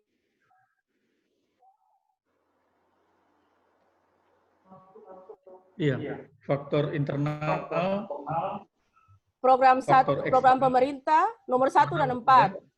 Nomor 1 dan 4 itu harus keluar, dia masuk di faktor eksternal, ya. Itu faktor eksternal. Lalu nomor 3, komunitas yang peduli sungai, itu kelembagaan. Jadi ada kelompok-kelompok masyarakat yang memang terlibat juga dalam kegiatan peduli sungai, itu mereka masuk dalam peluang. Jadi peluang adanya komunitas itu di situ. Bagaimana kita bisa melibatkan mereka? Nah, itu nanti kita mencoba memperhatikan faktor eksternal nanti setelah ini. Lalu yang berikut untuk kelemahan. Kelemahan itu belum ada peraturan daerah terkait peraturan daerah itu masih termasuk dalam kebijakan di peluang atau ancaman. Jadi faktor eksternal, karena itu dia masuk dalam lingkungan makro. Kalau sikap dan perilaku masyarakat itu bisa, karena masuk dalam aspek sosial yang terkait dengan pengolahan das itu sendiri, ya. Lalu terkait dengan IPAL komunal, lalu bagaimana dengan kondisi das yang tadi dibilang bahwa cemaran ringan atau sedang itu bisa masuk dalam kelemahan. Jadi tolong diperhatikan untuk indikator-indikator yang digunakan dalam faktor internal, baik kekuatan, ya. Iya, Bu Dewi, karena Pak, waktu. ada kelemahan juga Pak, ya. Ada itu faktor eksternal juga ada satu lagi. Iya, eksternal juga mesti dilihat Pak, karena ini dirubah nanti. Iya, satu lagi Pak, terakhir ini. Iya, itu karena kuadrannya, coba. Iya Pak, ini karena kuadrannya, jadi saya harus betulkan Pak. Lalu yang berikut, yang berikut untuk eksternal itu ada dukungan pemerintah. Saya setuju dukungan pemerintah, tapi dalam bentuk apa? Harus jelas. Kerjasama lintas instansi, lintas sektoral, ya, Perda, oke. Lalu monitoring dan evaluasi. Evaluasi bukan cuma kualitas air, tapi evaluasi pengolahan das. Jangan kita cuma lihat kualitas air, banyak faktor yang mempengaruhi das, itu bukan cuma kualitas air. Jadi monitoring dan evaluasi pengolahan das. Ya. Lalu untuk faktor eksternal, ancaman, ya, kondisi biofisik dan sebagainya, itu sudah masuk dalam kelemahan tadi, karena itu terkait dengan internal dari kondisi das itu sendiri. Pertumbuhan penduduk kenapa? Melonjak atau gimana-gimana? Lalu pembuangan limbah ke sungai. Pembuangan limbah tadi sudah ada di kelemahan. Kenapa diulang lagi dalam ancaman? Ya. Jadi sebenarnya ini harus dibetulkan dulu. Dia punya IFAS dan EFAS. Karena ini mempengaruhi dalam kuadran yang tadi Pak Gun bilang. Itu memang rinciannya banyak. Iya. Bu Dewi. Jadi yang di belakang itu semua strategi saya harus diulang kembali. Ya. Karena kuadrannya itu mungkin juga bisa saja di ST atau SW, ya. Ya, itu gini, sebentar saya potong. Itu banyak yang terjadi di tingkat mahasiswa itu dalam memasukkan faktor internal kadang-kadang masuk ke eksternal, dan eksternal masuk ke internal, nanti juga dengan pembimbing. Rata-rata begitu. Ini bisa berpengaruh pada penetapan pelajaran yang di ISPM-nya itu. Ya, jadi nanti Bu Ritasa akan konfirmasi dengan Pak Yusmi dan Pak Nix. Iya. Baik, untuk selanjutnya, terima kasih Bu Dewi. Sebenarnya indikatornya masih keliru, BC, ya. Ya, tolong diperhatikan. Ibu Vita, penyangga yang berikutnya, mungkin akan ada masukan maupun sanggahannya demi bagusnya tesis ini, mana-mana yang perlu diperbaiki. Kami persilakan Bu Vita. Izin waktu ya, karena memang ini banyak ngomong itu. Iya, memang banyak. Mungkin tadi yang sudah disinggung oleh Pak Budi, saya tidak ulang lagi. Kalau memang itu harus berdasarkan penelitian, nah itu bagusnya ada satu lembaga.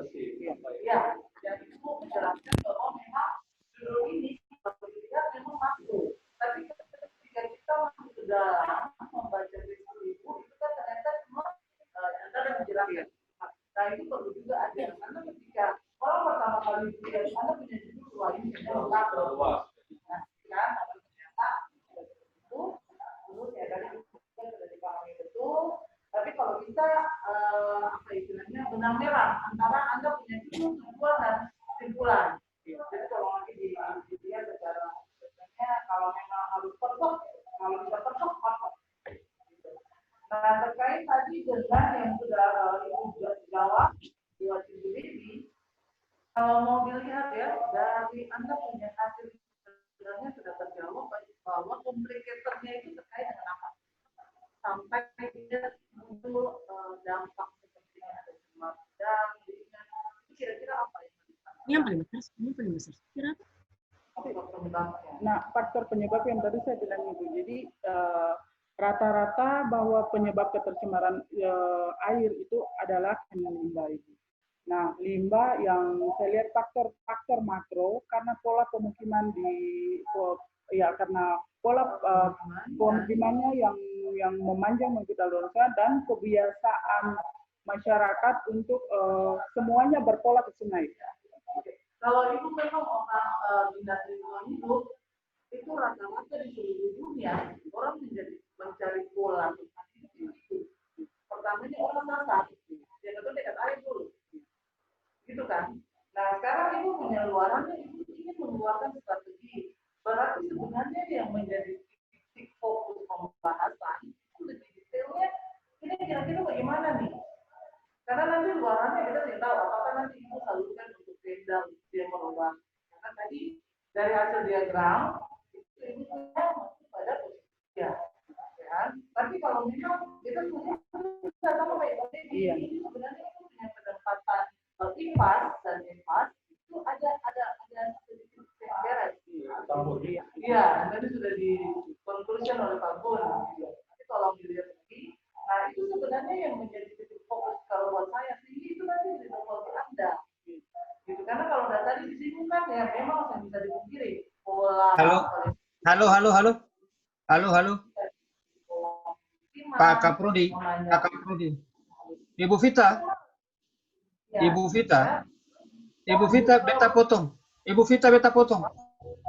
Vita, tolong aktifkan speaker Ibu. Saya tidak dengar apa Ibu ngomong. Aktifkan speakernya Ibu. Ya. Dari tadi saya bukan dia tadi terputus jadi sudah Pak Yus? Ya udah. Kebetulan panik standby di sini jadi. Ya. Ini suaranya roaming. Kalau ada yang ngomong harusnya yang lain matikan speaker. Ini suaranya roaming dari tadi saya udah ingatkan di chat tapi tidak dilayani. Ya, oke. Bisakah Pak Yus? Bisa. Iya, mungkin lebih ininya kasih yang terus apa? Iya, nah, jadi ini kelemahan kalau yang sudah di Pak Yus masih ngomong? Iya.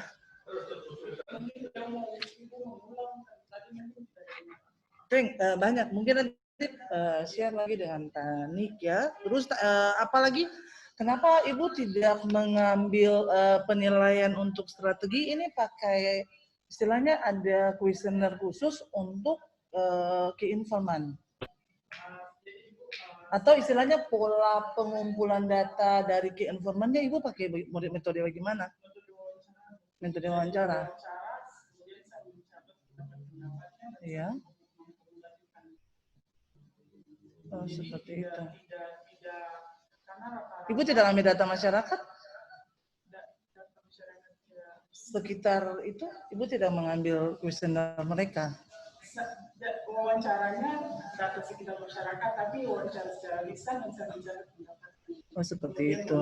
Jadi tidak saling berbagi dalam kuesioner, karena memang rata-rata kan masyarakat tidak paham, maksudnya masyarakat kan ya, jadi tingkat keberhasilan kalau dengan kuesioner itu saya pikir relatif kecil, makanya lebih baik saya mendatangi ke wawancara secara lisan dan menjelaskan maksudnya untuk lebih paham, kemudian saya mengambil kesimpulan dari pendapat mereka. Iya, karena untuk bobot penilaian istilahnya yang Ibu dapat ini itu kira-kira bagaimana cara ininya sampai bisa dia punya penilaian IFAS dan EFAS ini. Nah ini kan bobot kan saya bukan berdasarkan wawancara Ibu yang tadi saya wawancara dengan masyarakat. Iya, juga dengan key informant. Kemudian dengan beberapa kepala instansi. Oke. Nah hasil itu kemudian saya membobotkan sendiri karena memang kan tidak mengandung bobotan. Jadi ketika hasil itu merekomendasikan bahwa peluang yang paling berpengaruh atau yang paling tinggi dari sini, makanya saya membobotkan. Cara pembobotannya bagaimana? Kan, ya Ibu bikin. Nilai itu kan tidak boleh dari satu. Betul. Ya, nilai itu tidak boleh dari satu. Jadi ketika saya telah menetapkan misalkan 4 faktor atau 5 faktor, kemudian saya melihat mana yang lebih berpengaruh, mana yang lebih penting, dan pembobotannya saya buat berdasarkan hasil wawancara itu. Nah, itu mungkin yang sedikit miss, penting tidak penting versi Ibu sendiri. Ataukah Ibu memasukkan itu dalam wawancara dengan key informant atau dengan masyarakat? Penting kita ditentukan dari hasil wawancara. Dari hasil wawancara. Jadi itu juga bagian dari Ibu punya kuesioner. Oke. Bukan supaya bisa ketemu kenapa Ibu bisa dapat ini di 3 gitu. Itu kan mungkin saja pada saat itu ada sedikit yang salah atau sebenarnya. Nah, tadi kalau memang kemarin ketika Ibu bagikan ini ke saya, seperti tadi Ibu Debbie, berarti ini ada kedudukan internal EFAS dan IFAS ini ada sedikit yang memang Ibu harus menempatkan dia secara tepat lagi supaya itu pasti nanti ada sedikit perubahan Ibu. Ya, itu memang nanti akan ketahuan. Tadi secara visual Pak Gun sudah bisa membaca itu ya bahwa tumen-tumenan gitu ada ininya. Terus tadi yang terakhir apa ya terkait dengan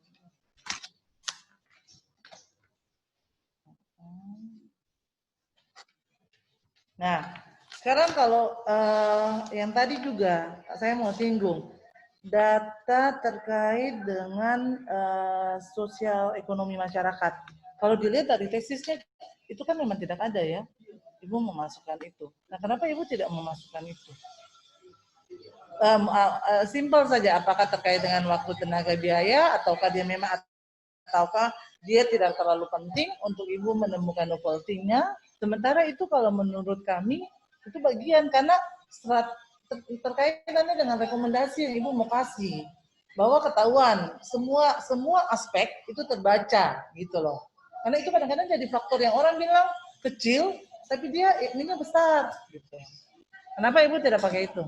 Jadi saya melihat faktor yang dominan. Saya melihat faktor yang besar memang juga itu kalau dari segi faktor ekonomi yang tadi dijelaskan itu untuk wawasan saya baik juga untuk dibologi ditambah dalam dosis karena kan apa?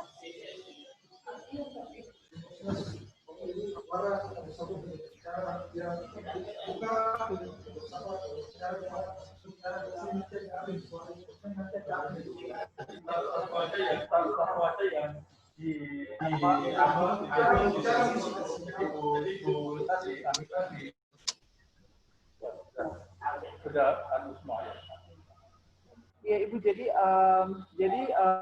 untuk faktor-faktor itu sebenarnya usulan Ibu Debbie juga saya anggap baik Ibu, tapi yang alasan saya hanya memasukkan beberapa data yang ada itu terkait dengan pertimbangan bahwa besar pengaruhnya itu. Nah, lalu kalau terkait dengan kondisi sosial, dengan kondisi tingkat pendidikan dan semuanya memang yang disarankan Ibu Debbie itu baik juga, nanti saya akan mengkapi Ibu karena memang itu berpengaruh kepada mindset-nya masyarakat karena memang dari mindset itulah yang harus dibangun lebih awal kalau menurut saya. Jadi saran Ibu Debbie sama Ibu juga baik untuk saya, nanti saya akan menambahkan data tingkat pendidikannya, kemudian pekerjaannya di sekitar Kecamatan Nusa Niwe dan Sirimau, kemudian nanti saya akan lihat juga itu. Tapi kebiasaan ini sudah dari dulu, dan pokoknya nanti akan dilihat lagi, Bu. Jadi ada tidaknya pengaruh dari masalah sosial ekonomi terkait dengan tingkat pendidikan sama dengan pekerjaannya, itu pengaruhnya akan seperti apa yang nanti akan saya tambahkan menjadikan tindak-tindak. Karena yang tadi bilang usahakan strategi yang keluar itu benar-benar, karena Ibu kan bilang sudah bikin pola ini, pola ini, gitu. Nah, berarti istilahnya target ilmiah itu seperti ini, kita bisa menemukan suatu strategi yang memang orang bilang yang mungkin dia tidak lagi berubah, tapi dari ini akan ada progres yang lebih baik. Tapi gagal lagi, tapi kayaknya saya bisa lagi. Oh, makanya kalau bagus, itu kan yang terlalu banyak membutuhkan waktu tenaga biaya kan menurut BKS. Jadi itu untuk merekap data itu terlalu banyak, sehingga kita bisa membaca bahwa memang betul-betul yang variabel yang kita tampilkan ini sudah sangat tanggung jawab, sehingga strategi depannya juga itu kalau membuat itu jadi lebih baik. Mungkin itu ya. Ya, terima kasih Bu Dr. Vita. Memang kita kan lihat dari Bu Rita ini karena background-nya di kimia, sehingga kalau fokusnya lebih banyak ke sosialnya akan banyak kesulitan. Tapi kita akan perbaiki nanti dengan paling enggak dengan pembimbing pertama. Kira-kira bagaimana? Karena memang kalau masalah-masalah sosial itu dimensinya banyak sekali dan luas ya. Tadi saya memang di dalam seminar ini kan belum terlalu banyak yang mengupas nilai storage-nya, kimianya seperti apa, kemudian nilai IP-nya, IP itu seperti apa, belum banyak ya yang membahas itu. Oke lah, tetapi nggak apa-apa karena memang ini sebenarnya kalau di dalam suatu riset memang harus berkolaborasi ya antara yang kimia dengan sosial, mungkin jadi suatu penelitian yang multidimensi begitu, yang banyak aspek yang bisa kita ini ya. Oke, nanti dari aspek sosialnya akan diberikan masukan. Nanti kita coba kita lihat. Namun demikian, kita akan sampai pada pembimbing. Untuk itu kami persilahkan Pak Nick memberikan komentarnya, tanggapan, dan karena kita ini mengharapkan supaya habis seminar ini biar bisa cepat diperbaiki, Pak. Intinya itu, Pak. Supaya dari masukan-masukan ini kira-kira seperti apa. Kami minta tanggapan dari pembimbing Pak Nick, pembimbing kedua. Kami persilakan Pak Dr. Nick.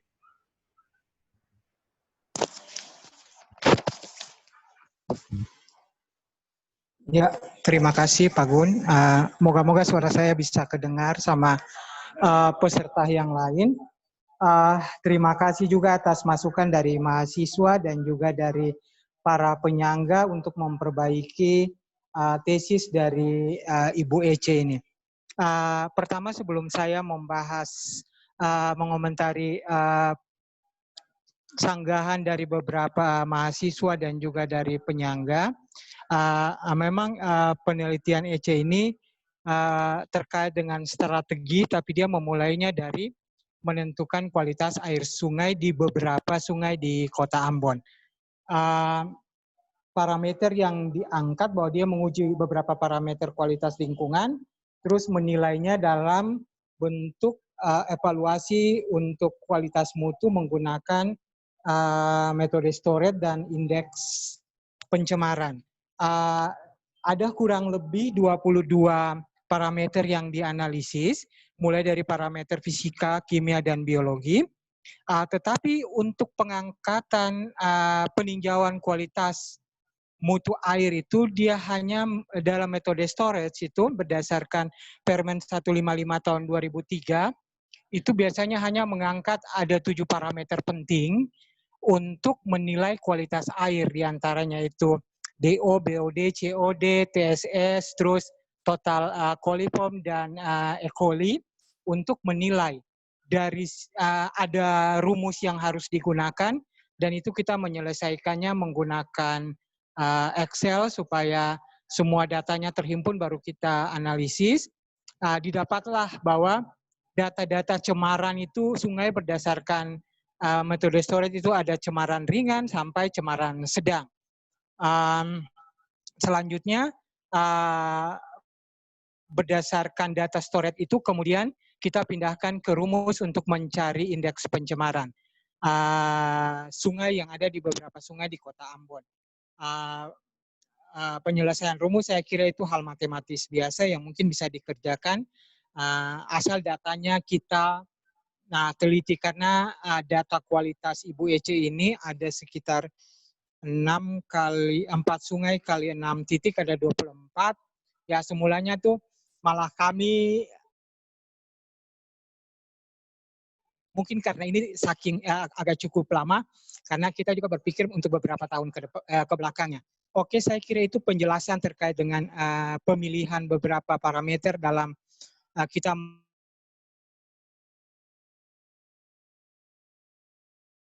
Selanjutnya saya masuk ke penyangga terkait dengan pertanyaannya dari Pak Wudi mengenai judul dan tujuan.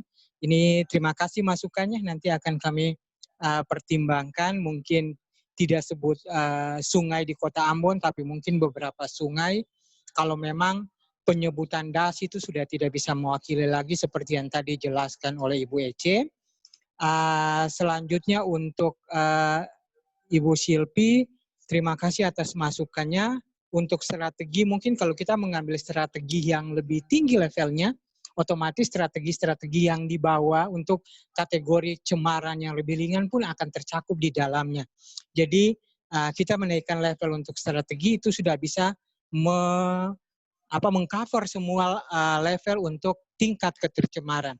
Masukan yang bagus untuk Ibu Ece nanti, tadi itu saran saja untuk pembuatan perda itu Ibu Silpi itu menyarankan untuk memperjelas kewenangan dari pemerintah itu seperti apa. Jadi kewenangannya itu kalau bisa diperjelas tidak mengambang.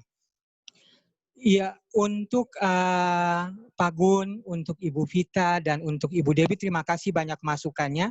Terkait banyak hal di sini mengenai masalah analisis SWOT, akan kami kaji lagi soal IPAS dan EPAS. Beberapa faktor pendukung, walaupun tadi Bu Ece lebih menekankan pada pola penyebaran pemukiman, tetapi mungkin akan kita angkat beberapa faktor pendukung lainnya selain sosial budaya, ekonomi, seperti yang tadi disampaikan oleh Ibu Vita, sosial ekonomi masyarakat, ada faktor hukumnya juga, ekologi, dan juga data sumber daya manusia, terutama pendidikan, kesmas, dan juga sosial budaya yang disarankan oleh Ibu Debbie Patimahu. Saya kira data-data ini, data sekundernya saya pikir ada di dalam data-data yang dikeluarkan oleh Badan Pusat Statistik ataupun dari pihak pemerintah desa di sepanjang aliran sungai. Mungkin data-data ini bisa memperkuat hasil kajian strategis yang disampaikan oleh Ibu Ece. Ya, beberapa masalah analisis SWOT mengenai aktor kunci untuk penilaian, dan juga ada tertukarnya masalah faktor internal yang jadi eksternal ataupun sebaliknya eksternal di eksternal. Terima kasih banyak masukannya, akan kami kaji ulang untuk memperbaiki tesis dari Ibu Ece. Saya kira itu saja Pak Gun, terima kasih atas kesempatannya, terima kasih Ibu Vita, dan juga terima kasih untuk Ibu Debbie. Tanggapan dari pembimbing kedua. Jadi kita akan sambut yang terakhir ini Pak Yusmi, Pak Dr. Yusmi selaku pembimbing pertama. Kami silakan Pak Yusmi merangkum apa yang telah disampaikan oleh para mahasiswa dan dosen penyangga. Kami persilakan Pak Yusmi. Ya, terima kasih Pak Kaprodi. Yang saya hormati Bapak Ibu sekalian, selamat siang. Salam sejahtera untuk kita sekalian. Mungkin saran yang pertama buat Prodi, Pak Gun dan teman-teman, kalau memang mau pakai Zoom, undangannya Zoom, ya kita dari rumah aja masing-masing. Jangan kumpul jadi satu, Pak. Kalau kumpul jadi satu, itu roaming. Orang yang dengar di luar itu tidak jelas. Ini catatan pertama. Kalau memang mau di ruangan, yang penting kita di ruangan. Supaya nggak usah pakai Zoom. nanti putus-putus suaranya lebih nggak nyaman. Jadi itu. Kemudian tadi kan ada kelemahan-kelemahan, satu orang aktif, semua ngomong tidak aktifkan speaker, atau semua aktifkan pada saat yang bersamaan. Mungkin itu catatan ke depan untuk prodi. Kemudian saya masuk pada seminar ini. Yang pertama saya ucapkan selamat dulu buat saudara seminaris, saudari seminaris, karena sampai di tahap-tahap seperti ini memang tahap-tahap krusial ya. Terima kasih Bapak Ibu atas saran masukan dari Bapak Ibu. Yang pertama ingin saya jelaskan begini. Kita ngomong sungai, itu ada dalam DAS. Ya, sungai ada dalam DAS. Kemudian penelitian Ibu Ece ini kan penelitian terkait dengan kualitas air. Kalau kita tarik ke sektor kehutanan, kok jauh banget. Apa hubungannya dengan pihak kehutanan? Padahal kita lupa bahwa DAS itu bagian dari kehutanan, dan salah satu aspek dalam kinerja dari DAS adalah kualitas, kuantitas, dan kontinuitas air. Maka penelitian ini boleh dilaksanakan. Itu catatan pertama. Kemudian yang kedua, pertanyaan Pak Wudi, batasan penelitian DAS, subdas, dan macam-macam. Nah, kita pendekatannya apa? Mau pendekatan kelembagaan atau kita pendekatan fisik? Kalau kita berbicara DAS itu berbicara fisik. Ya. Daerah yang dibatasi oleh bentuk topografi bla bla bla yang mempunyai tugas utama bla bla bla dan seterusnya, itu kita bicara fisik. Kalau kita bicara berdasarkan aturan, maka ada DAS besar dan DAS kecil. Karena DAS kecil, maka digabung menjadi yang namanya Satuan Wilayah Pengelolaan DAS. Maka seluruh mulai dari Galala sampai di Nusa Niue itu dianggap sebagai DAS Batu Merah. Itu Satuan Wilayah Pengelolaan DAS. Bukan DAS. Kalau DAS ya DAS Wairuhu, DAS Batu Merah, Waitomu, Batu Gajah, dan seterusnya. Ada DAS Wailela, ada DAS Waiyuri, Waitatiri, Wayari. Itu kita bisa bedakan DAS dan subdas. Jadi kita semua ini kalau kita berbicara subdas versi orang BPDAS, ya ini semua bagian ini adalah subdas. Tetapi kalau kita bicara DAS berarti dia utuh DAS. Itu penelitian itu yang membedakan karakter DAS dan wilayah pengelolaan DAS ya. Kemudian batasan penelitian Pak Wudi ke ada 5 DAS dalam kota, lalu cuma dibahas 4. Mungkin tadi sudah dijawab ya. Awalnya tuh kita mau 5 memang, tetapi kita lihat dari segi waktu, biaya, tenaga, dan macam-macam, dan 4 saja sudah luar biasa. Pertimbangan awal sebetulnya ini adalah penelitian evaluasi. Kalau penelitiannya cuma 1 tahun, saya justru minta jangan pada satu titik. Ya, ada yang di kota. Pola pencemaran sungai di 5 DAS di Kota Ambon, di pusat Kota Ambon, akan berbeda dengan di Wailela misalnya. DAS Wailela itu karakter beda. Awalnya tuh kita mau lihat tentang evaluasi trennya, karena kan setahu saya sudah ada data beberapa tahun yang lalu. Ada 5 tahun secara berturut-turut data ini. Kita mulai tren itu sebetulnya. Tetapi berubah karena tempat pengambilan tidak sesuai hulu, tengah, dan hilir, dan macam-macam, sehingga kita pakai satu itu. Kalau dia bisa tersebar secara keseluruhan di Kota Ambon, ini kan jauh lebih baik. Ada di Wailela, kita ambil di Pasu, dan salah satu saja dari ke-5 DAS ini. Itu bisa menjawab Kota Ambon sebetulnya dari bentuk pola penyebaran permukiman.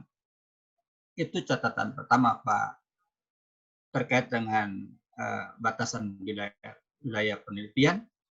Kemudian Pak Agun terkait dengan kuadran, saya pikir di mana saja kuadran itu bisa menjadi entry point untuk pengelolaan, untuk strategi pengelolaan, tidak wajib di kuadran 1.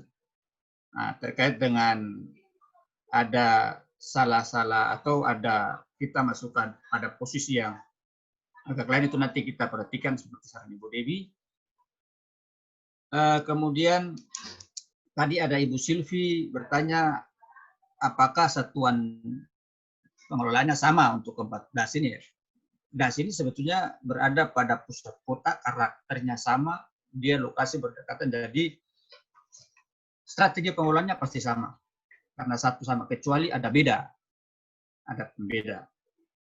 Kemudian kita lihat juga kenapa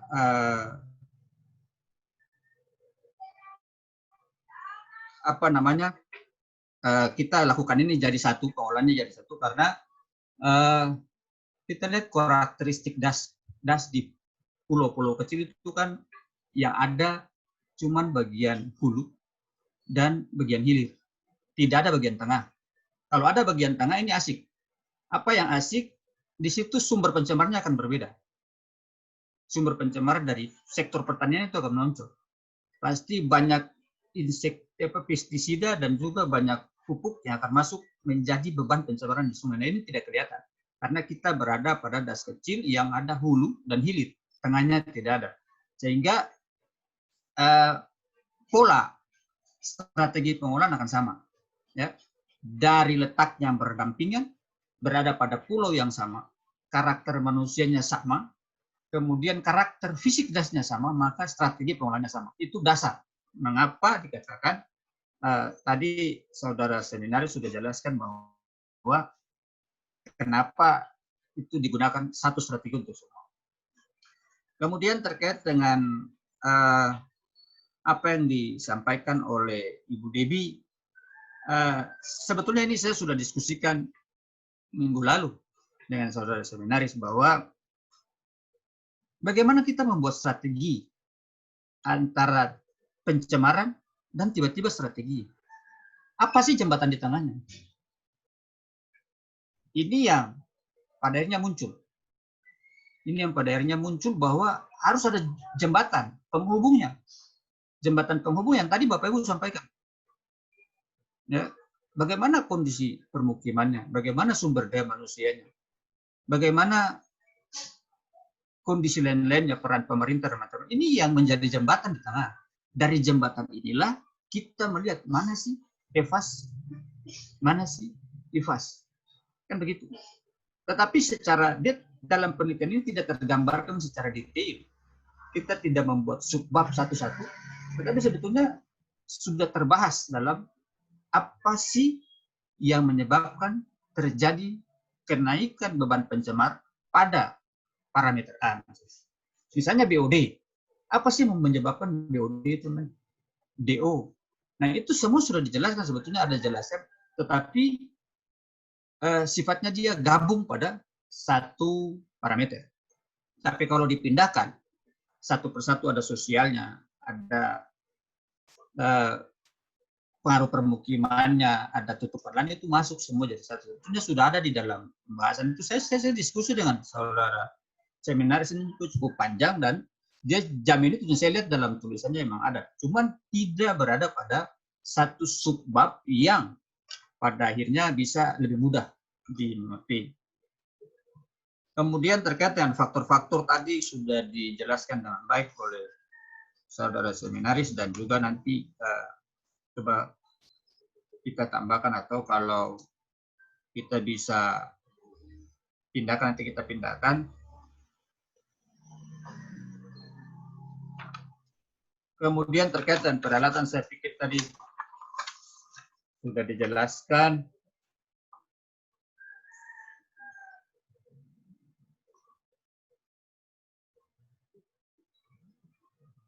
Kemudian terkait terakhir dengan Ibu Vita dan secara keseluruhan Ibu Debbie dan Pak Gun juga terkait dengan nilai atau posisi kuadran, nanti coba kita diskusikan kalau ini dipindahkan, poin internal dan eksternal ini kita coba pindahkan dan kita atur jadi satu, mungkin nilainya akan berubah.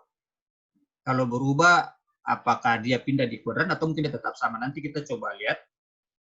Tetapi secara keseluruhan, saya pikir garis besar dan benang merah dari penelitian ini sudah dapat.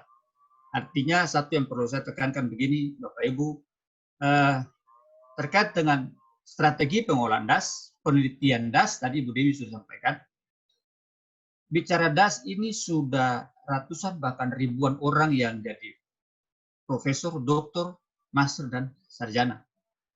tetapi klasik gas ini makin banyak diteliti, makin tidak lestari, makin banyak masalah. Itu catatan penting Bapak Ibu yang saya bilang ke Bapak Ibu, sehingga memang agak ribet ya bicara gas ini, karena manusia yang ada dalam gas ini kan semua mempunyai tujuan yang berbeda-beda. Nah, karena itu dalam konsep pengelolaan atau strategi pengelolaan gas yang ditawarkan Ibu Dewi itu baik jika kita lakukan penelitian secara komprehensif. Tetapi penelitian ini adalah murni penelitian kualitas air. Sebetulnya kalau kita bicara sungai, konteks pengelolaan sungai itu kan ada beberapa ya. Ada beberapa terkait dengan konservasi sungai, ada pengembangan pembangunan sungai, dan terakhir itu pengendalian daya rusak. Nah, ini kita lebih fokus pada konservasinya. Konservasi antara lain ada di situ pencemaran. Jadi strategi yang ingin diangkat di sini lebih pada bagaimana pengelolaan strategi untuk pengelolaan pencemaran saja. Nah, karena kita bicara komprehensif kalau dasar secara keseluruhan, memang kemarin saya sudah tawarkan juga ini, kita bicara sungai, kenapa ambilnya sampai di dasar secara keseluruhan, muncul seperti itu. Mungkin itu yang dapat saya sampaikan kepada Bapak Ibu sekalian. Kami selaku pembimbing mengucapkan banyak terima kasih atas saran masukan yang diberikan. Kurang lebihnya nanti akan kita lengkapi demi penyempurnaan tulisan ini, karena kami sadar sungguh juga kami bukan orang sempurna yang punya penelitian tidak ada salah. Dan saya yakin saran masukan Bapak Ibu sangat berguna bagi kami. Mungkin itu Pak Kaprodi, terima kasih. Iya, terima kasih Pak Dr. Jusmi. Jadi kita akan lihat bahwa banyaknya saran, masukan untuk perbaikan tesis ini. Memang kita di dalam seminar itu sebetulnya memang tidak mencari-cari kesalahan, tetapi maksudnya memang memberi masukan dan perbaikan sehingga tesisnya itu bisa lebih lengkap, baik dan benar. Kemudian sebetulnya sasaran akhirnya itu bagaimana supaya tesis itu tidak hanya sampai di rak saja, tapi bisa dipublikasi. Nah, kita berharap pembimbing 1 dan kedua ini bisa, karena basis risetnya juga banyak, supaya bisa mengangkat tesisnya Bu Rita ini, Ritasa ini, untuk diangkat sebagian di publikasi nasional, jurnal nasional, sebagian di jurnal internasional. Lalu saya menutup ini, acara ini, sebenarnya kita ini berharap ya, tadi itu sebenarnya kondisi air yang kritis itu, saya akan lihat ibadah minggu lalu itu kan disebutkan tuh, kalau kita nggak ada air, bisa terbayang bagaimana itu sebaiknya itu dipersoalkan juga ya. Tambah-tambah bisa. Bagaimana, ada tambah singkat saja Bu, silakan Bu Dewi. Iya, singkat. Mohon Ibu Dewi mau nambah? Iya, saya mau tambah sedikit lagi. Ya, apa yang disampaikan oleh pembimbing 1 dan 2 tadi, khususnya pembimbing 1, saya pikir sudah sangat jelas ya. Tapi karena saya melihat bahwa ini sebuah dokumen yang ilmiah untuk dipertanggungjawabkan secara global, jadi paling tidak perlu ditelah juga secara substansial dengan data-data yang otentik, terkini, sehingga itu akan memboboti lagi tesis dari Saudara Ece lebih baik. Lalu yang berikut dengan strategi tadi, kita dapat weakness opportunity ya, Ibu Ece. Strateginya strategi pada kuadran 3 itu weakness opportunity, dengan mengurangi kelemahan dan memanfaatkan peluang yang ada. Otomatis kalau sudah ditentukan strategi, misalnya strategi WO-nya 1, 2, 3, 4, dalam pembahasan jangan lagi dimulai yang baru. Bisa diangkat langsung pada matriks strategi tadi. Jadi matriks strategi tadi WC sudah buat, ada SO, angkat saja strateginya 1, 2, 3, 4. Karena yang muncul di belakangnya ada 6, A, B, C, D, E, F. Itu dari mana lagi? Ya, paling tidak runutan itu sudah sangat jelas. Yang penting IFAS dan EFAS didudukan secara proporsional, sesuai dengan kebutuhan analisisnya. Mungkin demikian Pak dari saya tambahan. Terima kasih. Ya, terima kasih Bu Dr. Debbie. Jadi dengan demikian kita akan akhiri acara seminar ini. Sekali lagi saya ucapkan terima kasih kepada seluruh mahasiswa para dosen, dosen pembimbing dan dosen penyangga yang telah memberikan masukan. Cuman mau mengakhiri ini saya mau melihat apakah dengan adanya indeks pencemaran, kemudian ada nilai storage-nya, kira-kira kalau itu diekspos di surat kabar, apakah cukup diminati? Kayak sama seperti dulu penelitian dari yang katanya dari pencemaran di Gunung Botak, lalu kalau makan ikan sampai di Ambon nanti berbahaya. Kira-kira kalau seperti tadi, apakah Bu Rita ada rencana mungkin dimasukkan di koran lokal gitu? Kira-kira ini kondisi sekarang batu gantung sampai itu seluruhnya yang ada itu sudah sangkat tadi pencemarannya sekian. Apakah kira-kira supaya ada atensi ya Pak ya? Mungkin dari nanti coba konsultasi juga dengan pembimbing supaya barangkali ada di salah satu juga ilmiah populer gitu supaya prodi kita dikenal juga. Dengan kondisi pencemaran sedang, pencemaran itu apakah sudah itu baru tingkat sebetulnya sudah mau ke lampu merah atau baru kuning, supaya itu jadi peringatan dini juga untuk Kota Madya, supaya ada perhatian nanti kalau misalnya dikorankan itu supaya ada sedikit ada bombastis begitu ya. Baik, saya beri kesempatan satu patah kata Bu Rita karena ini terkait dengan perbaikan supaya supaya mempercepat perbaikan dan bisa segera menyusul Pak Budi dan Bu Silvi untuk apa ini ujian tutupnya, ujian magisternya. Saya beri waktu sesaat Bu Rita, silakan. Ya, terima kasih Pak Prodi atas waktu yang diberikan bagi saya.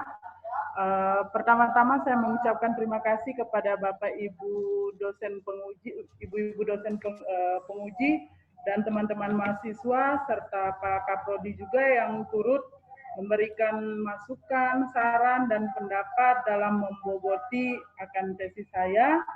Walaupun dengan berbagai banyak kekurangan yang masih terdapat dalam penulisan saya, disinilah tujuan kita melakukan seminar hasil sebenarnya. Untuk sebenarnya di sini tujuan kita melakukan seminar hasil sebelum kita melakukan ujian akhir. Nah, tujuannya itu untuk kita memboboti akan hasil penelitian kita itu untuk menjadi baik, agar supaya dapat diuji atau dipertahankan nanti di dalam ujian akhir nanti. Nah, terima kasih yang sangat banyak kepada ibu-ibu penguji, mungkin kepada Ibu Devi dan Ibu Vita, mungkin karena kita melakukan lewat Zoom, jadi ada beberapa hal yang tidak dapat saya catat dengan baik dan juga dipengaruhi oleh jaringan internet yang kurang bagus. Mungkin setelah ini saya mohon izin untuk berkoordinasi secara langsung kepada Ibu berdua terkait dengan masukan-masukan Ibu untuk dapat saya berkoordinasi selanjutnya dengan pembimbing agar supaya dapat memperbaiki tesis ini dan dapat mempercepat untuk saya menyelesaikan proses perbaikan tesisnya untuk nanti diusulkan dalam ujian, untuk dalam persiapan ujian nanti. Mungkin itu saja Pak, terima kasih. Waktu dan kesempatan. Baik, terima kasih. Demikian statement penutupnya dari Bu Ritasa. Jadi saya akhiri saja acara seminar ini, seminar hasil dari Bu Ritasa. Sekali lagi saya ucapkan terima kasih untuk semua pihak yang telah membantu ataupun berpartisipasi di dalam acara ini. Satu harapan yang kita inginkan adalah bagaimana supaya tesisnya nanti menjadi baik dan bisa ujian magister dengan hasil yang baik pula. Sekian dan terima kasih, dan kita berikan aplaus untuk seminaris. Selamat Ibu. Oke, selamat Bu Ritasa. Lain-lain terima kasih Pak Nik. Tamu dari jauh juga ini soalnya karena menempatkan data karena diperkirakan mau Zoom tapi sempat datang ya, terima kasih Pak. Iya, oke. Ini selamat. Nanti kita tunggu.